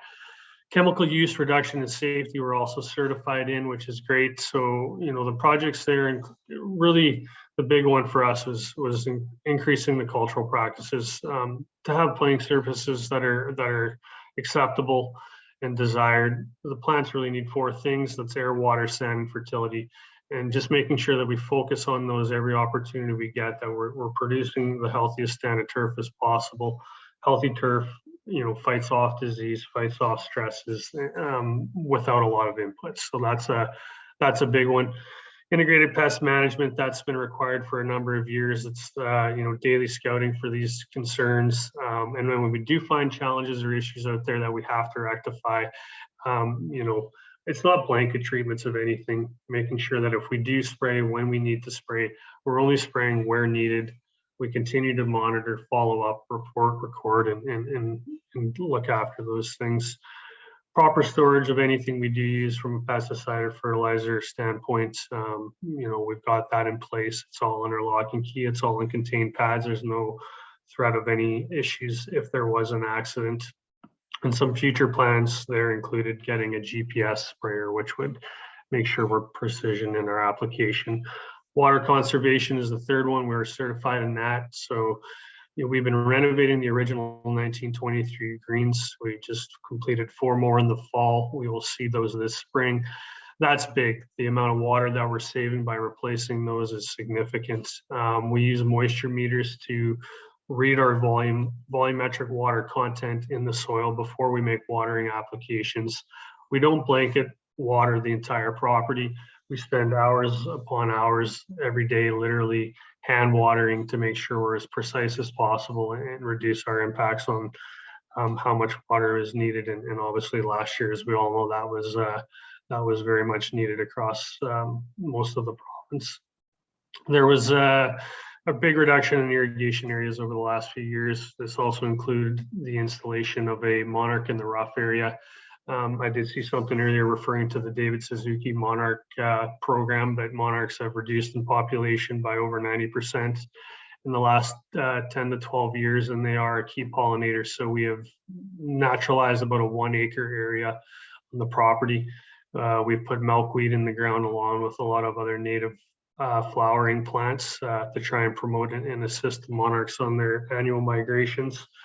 Again, back to the irrigation system, the replacements of components, making sure that we have individual head control instead of just, you know, they're on or off, you know, and then part circle heads, also having irrigation components that only water where we want it, so that we're not actually watering back into the river onto any type of concrete surface. We're only applying directly to the plants. Future projects for water conservation, in 2027, we do have planned a full swap of the irrigation system, and that'll be a real big one. We'll significantly increase the area and the number of irrigation heads that are required, but we will reduce the amount of water utilized by having individual head control. So essentially we'll have control over a radius of 70 feet with each head across that entire property. Water quality management, we're pending. We've sent in the information for that. Water quality testing is a part of that. We do that twice a season. We take water samples out of the Seine, and then we also take water samples out of our golf course. We've gone a step further. We do a third sample. We test where the water would be put back into the Seine in the event of a wet year, high waters, or during melts like we're having now, just to have that information. We've increased buffer and spray zones. You can see in the picture, that's kind of the idea. They are great natural filters when they're done properly and when you provide the space. So we've increased the space from around our irrigation ponds from 10 feet to 25 feet to ensure that no fertilizers, pesticides, anything is utilized in that area. We've also increased the height of cut around those areas to provide a better filter for any, again, heavy rain events or snow melt events like we're going through. And future projects for this will be to vegetate around our ponds. So right now we have a lot of grass within that 25 foot area, but our actual riparian zone, the actual bank of the irrigation pond is large rock, and we'll be looking to transition that to turf grass as well to increase that buffer down the road. Wildlife and habitat management pending. We've submitted this block as well. You know, again, we've got a great environment there. There's a lot of wildlife, and we have the ability to promote that and protect that. So we have a wildlife inventory list. This is done weekly to monthly. It's member involved. They head out, they record, and they bring it back. And to date, we've identified over 45 birds, a dozen plus mammals, numerous reptiles, and it's amazing how active the Seine actually is with fish and other amphibians. Project Pollinator, the past season, we dove into beekeeping. We produced 23 gallons of honey through 2 hives, really successfully, considering the challenges of the drought. Having ponds nearby were definitely beneficial. And this year we're going to actually increase that to 4 hives, which is the maximum amount of hives we can have within the city limits. The monarchs in the rough, you know, again, that's a part of our habitat management. We've got the 1 acre there, continued establishment, and that'll be a focus. Forest management, you know, this is a big one. This is one that takes some management because we are surrounded by residents, and we want to be very sensitive to their needs and obviously their expectation. It is where they live. But we don't go in and clean up any deadfall within a tree line now. What we'll simply do if a tree dies, which we've had, I mean, a lot of oak tree loss and decline with the droughts over the last few years, we'll simply cut that tree down and ensure that the safety of those around us is looked after. And we'll let that tree naturally decay and decline within the forest. And we're trying to manage all the forested areas on the property as naturally as possible.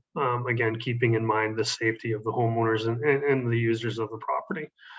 Our naturalization of our shorelines has taken place. We have 6 acres of pond shoreline there, and the out of play areas are 75% naturalized right now. And we are looking after the elm trees, magnificent, old, beautiful. You know, we are on an inoculation program. There's kind of every 3rd year a block is on it. They need to be done every 3 years. So we've kind of got 3 years of programs there to kind of target the most important and critical ones. And then we've got into other habitat installations of bird boxes and bat boxes throughout the property. Outreach and education being the big one. And this is really where our relationship with Seine developed and came from. You know, part of the project was to form a resource advisory group. That is set now, much like all other committees and groups. It's a bit revolving each year with who is or is not on it, but we've got a few members that are involved, and a few of our staff are also involved. Working with the local community organization was a big part of that, and you know, Seine was an excellent opportunity for us. We do have a very shared relationship in protecting the river, as the success of our organization, you know, solely depends on the health of that river system. So it's a great opportunity for both of us. You know, within it, we share our goals and objectives with Seine. And another part of the outreach and education was to implement stewardship projects, which I've referred to already. They were the monarch in the rough and the bee pollination projects, along with some bat and bird boxes. Another part is to communicate with our neighbors about the Audubon certification program, and we are working on that as well. Part of our communication does come one-on-one with neighbors, as they call. A lot of it is concerns with trees and tree health, and understanding why the shift in management and philosophy changes from what used to be, you know, a tree was down, it was cleaned up and everything was looked after, to, you know, the importance of what we can provide and what we're trying to do with the property. And you know, all those conversations have been very well received, and I think you know, we'll get creative in ways to deliver this information to our surrounding neighbors here as we continue forward with the program. And then within our club, there is a display of what Audubon is and what we're doing, so that any members or guests that are using the facility have that information available. So our goal was to be certified for next year, which is our centennial year. And I am happy to say that last week we had finished submitting all blocks for approval. We have heard back from Audubon, and we do expect to have our results in the next 2 weeks. And if they approve everything from a information standpoint, what we've delivered to them, the next step is to get them out this summer for a site visit where they'll come and they'll just verify that everything we've shown them, everything that we've said through this process, which was a significant process, is actually happening. And once they see that and verify it all, we'd then be certified. And I think the exciting thing about it is it's helping guide our next 100 years. The club is heading to its 100th centennial year, which is very exciting and is always a landmark date for any business or club. And using Audubon in some of their processes will just make sure that our next 100 years are very environmentally friendly and geared towards the green space that we are very fortunate and grateful to manage within the city of Winnipeg. And then about Save Our Seine and the Aqua. So yeah, we're heading into year 2 of our memorandum of understanding. I say that with a smile, and Lori will understand why. It was a little bit of fun coming up with the name of what the document would be. But Niagara, the name Niagara actually means winding river. And so, I mean, even in 1923, they knew the importance of that river system, and to the point where they named the club and the business about it. We have just shy of 2 kilometers of the Seine River that borders Niagara. And, you know, utilizing our resource committee and connecting with Save Our Seine has been an excellent endeavor so far. We're going to do some more communication with Save Our Seine this year through e-blasts and newsletters. And we're also looking forward to maybe providing their green team with some resources this summer. This past season, we had them utilize some of our equipment that would get closer to the riverbank and allow them to do some cleanup. And that was greatly appreciated on our side. And I think it was helpful for the green team as well. This year, we're looking at kind of being home base for Save Our Seine, and they'll have access to our compound, our shop, and some of our equipment, and just making sure that we can assist them and help them get as much accomplished throughout the summer as possible. And then another thing we want to do is connect the bridge with other golf clubs to, you know, Save Our Seine. I think there's a few other golf clubs that are directly along the Seine that, you know, all would have an impact on the Seine. And if we can somehow get them involved, I think it would be beneficial for everyone as well. And hopefully I didn't go too long. I know I've got a tendency to do that, but just wanted to thank you for the opportunity to share a little bit about what we're pursuing and why, and you know, to let you know that we're very excited about this relationship as well, and looking forward to the summer ahead when it arrives. So with that, thank you very much. Thank you so much, Sean. We're so excited about this partnership and working together this summer with Niagara Golf Course and Country Club. So thank you. That was excellent. Thanks. So moving along, our you know, the evening's moving along here, and I don't see the snow falling yet, which is a good thing. But before it does, I want to invite Victoria Grima, our Vice President and also Chair of the Urban Restoration Enhancement Project, or initiative, 2-year initiative, to just tell us a few points about this great initiative, the pilot initiative that we're starting. So hand it over to you, Victoria. Thanks, Laurie. I hope it's okay to our participants. I will keep a little bit my video off. Although I can see some blue sky still in the northwest of the city, the wind is picking up, and I don't want for you to experience any technical issues.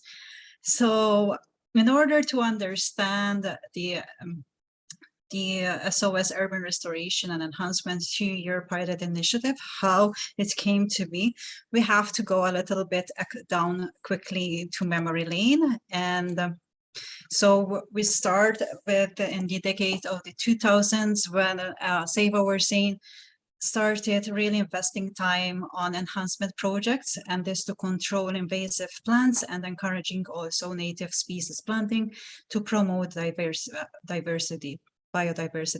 So how it started? So establishing a wildflower greenway, especially on the southern part of the Urban Seine Greenway, by removing thistles and also replenishing through the planting of wildflowers. This gave opportunity to save our Seine to start moving geographically, extend its geographical extent through works of restoration and repair along the greenway, again removing invasive species, planting native plants, and also removing tons and tons of garbage. And these works and approaches led to an evolution in 2021 of the land care approaches, which established a champion citizen scientist program. And this was targeted to improve the ecological state of the Seine River Greenway and gather information to contribute to the ongoing ecological assessment of the Greenway. So in order for this program to be feasible and successful, the land cure of 2021 divided the Greenway into 11 zones. And to understand what's happening on the ground, established key champions for each region, and started to use an app on the phone so that it had the committee had an on-live interaction with their key champions. And through this app, those champions were posting messages, photos, and even locations of what they were seeing about issues that happening. And this led to the geographical mapping of these issues. And for those who have read the annual report, you can see that we have a bit of an extension of geographical extension of those issues and an understanding of the type of those issues that we were observing last year. So this was a variety of observations from animal activity to organic waste dumping, and also illegal structures that were coming up.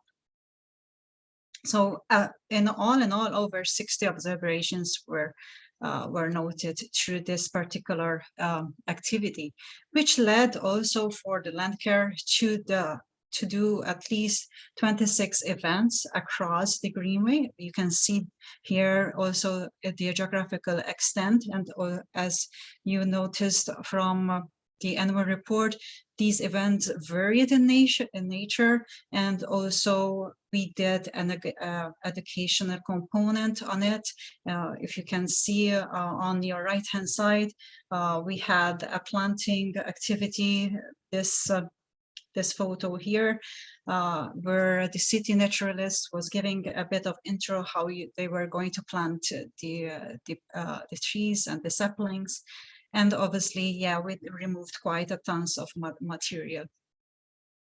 And this sort of is a snapshot of what we have been doing, but also this moved also forward into the submissions with the connection with 311 services. So last year we were able to have 16 submissions through 311 services, and also these submissions were varied in nature, and we were asking information, their help, and it was quite successful in removing at least the bulk side of the material that we were collecting.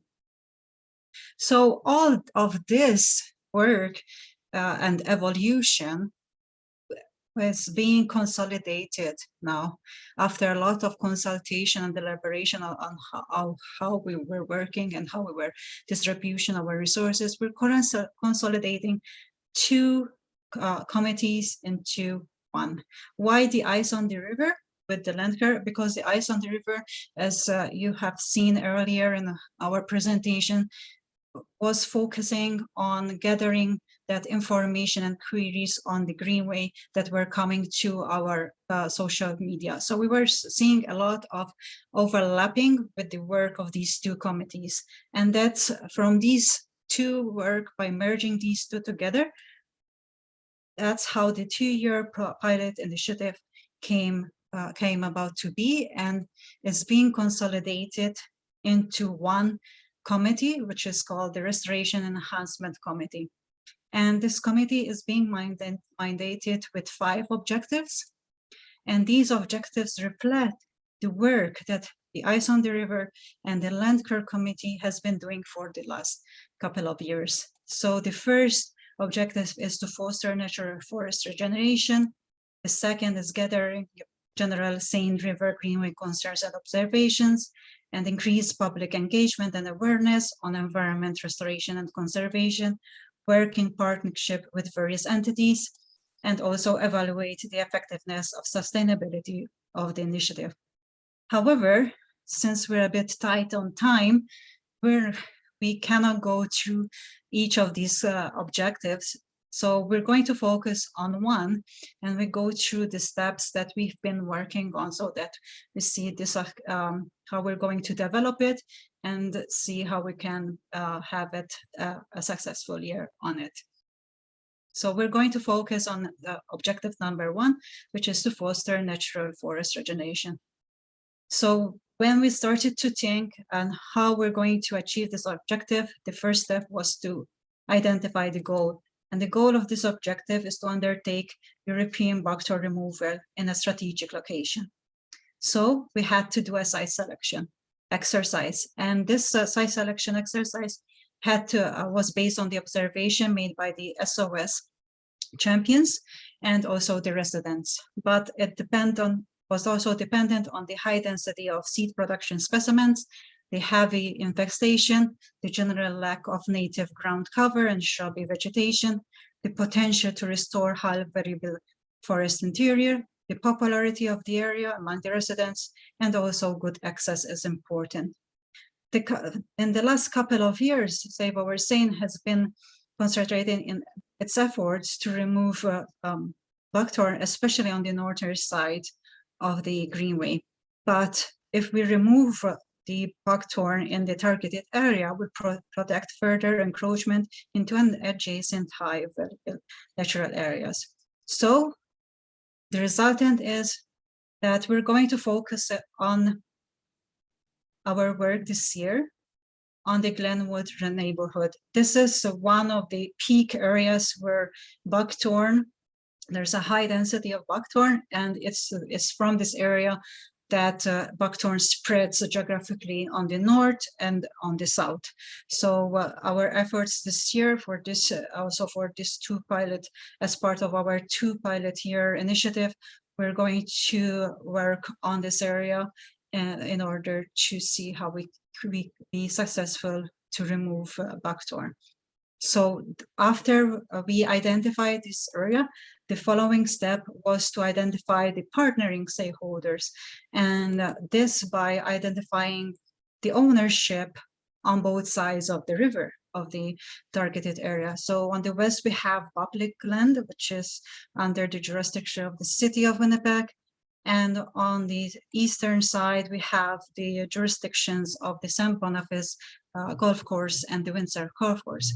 So once we identified the stakeholders, we worked on developing a proposal, a detailed proposal that outlined the objectives and the goals, the intent, the methodology that we're going to use, and also provide next steps for all interested parties.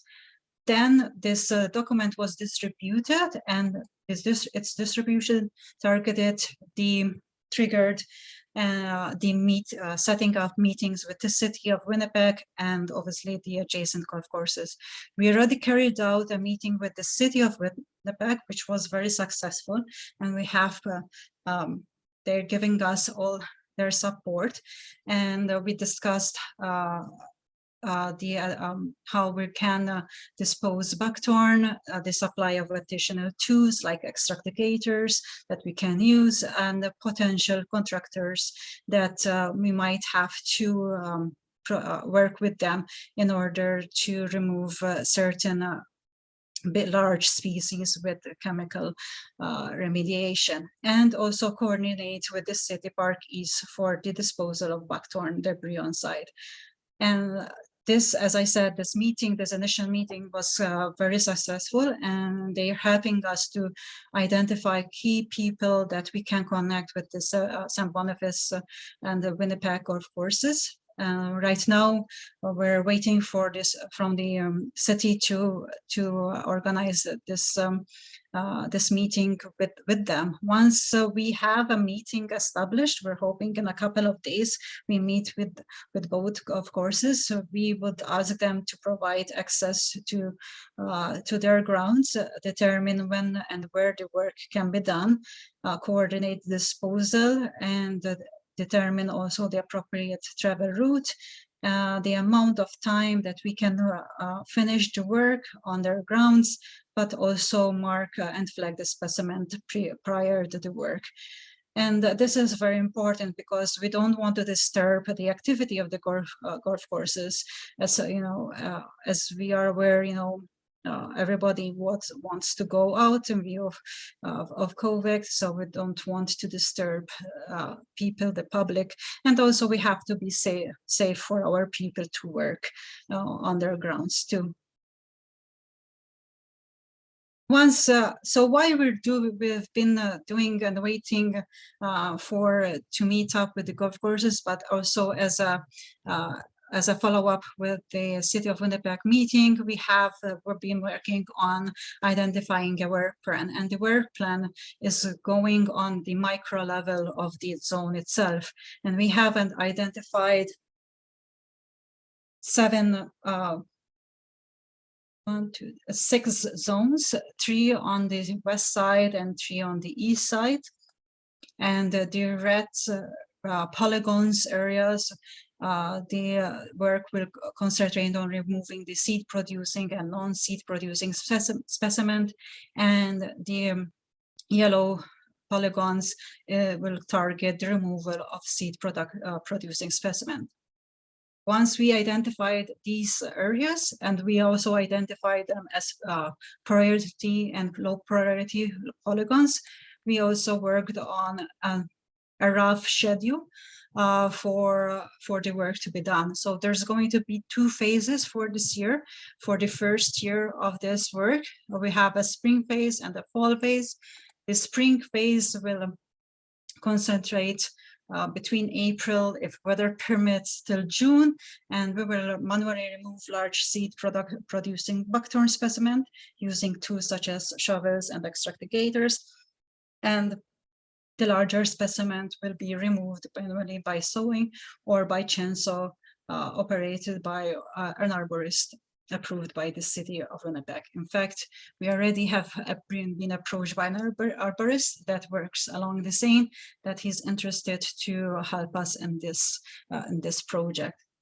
The fall phase, it will be mainly in September. So what's going to happen here, we're going to review, we're going to walk through the site and assess the situation. And obviously the manual removal will continue as necessary, but we will do a walkthrough, not only ourselves, but also with the City of Winnipeg naturalists, to see if spot spraying with herbicides is needed. And this will be carried out under the direction and the supervision of the City of Winnipeg. In conclusion, the next steps for this is to continue our discussions with the stakeholders, also develop a communication strategy with all parties involved. In fact, we also pitched with the City of Winnipeg the idea of becoming part of our app application so that we have instant communication with them, and also coordinate manpower with our volunteers, this SOS Green Team, and also the University of Manitoba students. We have been approached by the Faculty of Architecture and Landscape, and they're doing a summer course, and they would like the instructors to have an activity with for their students to go out and learn, and why this work is so important for environment enhancement, and continue working to do and create a month-to-month working plan, quite detailed. The next step is to launch this project. We're hoping, if weather permits and if the snow maybe goes away quickly, is April 23rd is the launch of this project. But obviously it's weather permitting, so keep your eyes on your emails, because soon we will send a registration form for this activity. In conclusion, special thanks will go to Leah Ballet.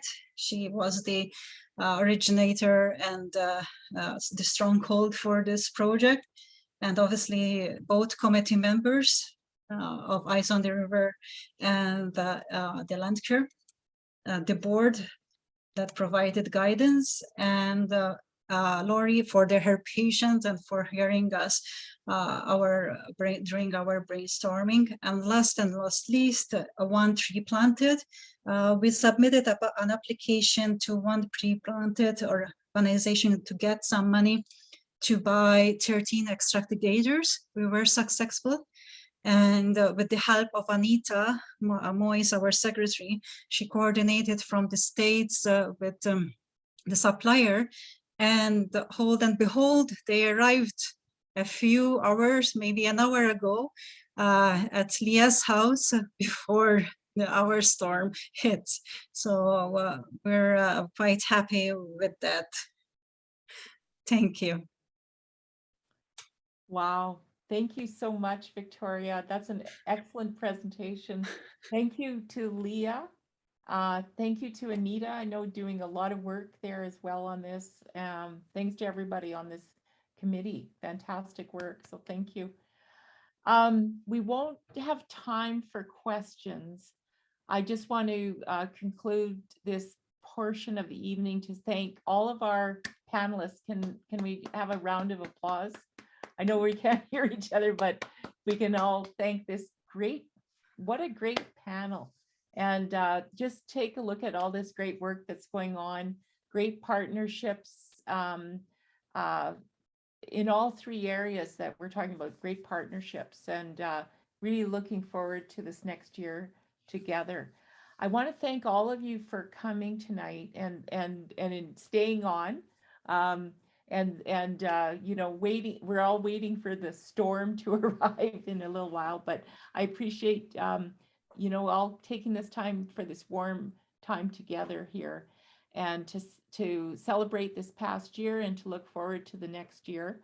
If you do have questions or anything, feel free to contact us through our website, and there's you'll find a way to submit any questions, etc. through there. Also, again, we look forward to any of you that like to become members. And also, if you're interested in becoming or to donating to Save Our Seine, go through Canada Helps or through our website. There's a button there that you can donate. Once again, thanks to all of our anyone that's a funder or donor here tonight. Thank you to all our members. Thank you to the elected officials. Thank you for any of you that are just visiting and interested in, about Save Our Seine. I hope we've got you thinking a little bit about Save Our Seine, and you know, welcome all of you to take a walk through the forest and enjoy this beautiful gem that we have right in our city here. It's an incredible place. So thanks to everyone that's here tonight. Thank you to the board and to the new board directors. Thanks to all of you leaving, and all the best in the next few days with the storm. I hope that it decides to turn the corner and not come our way. Thanks everyone for a great evening, and we'll see you on the trail.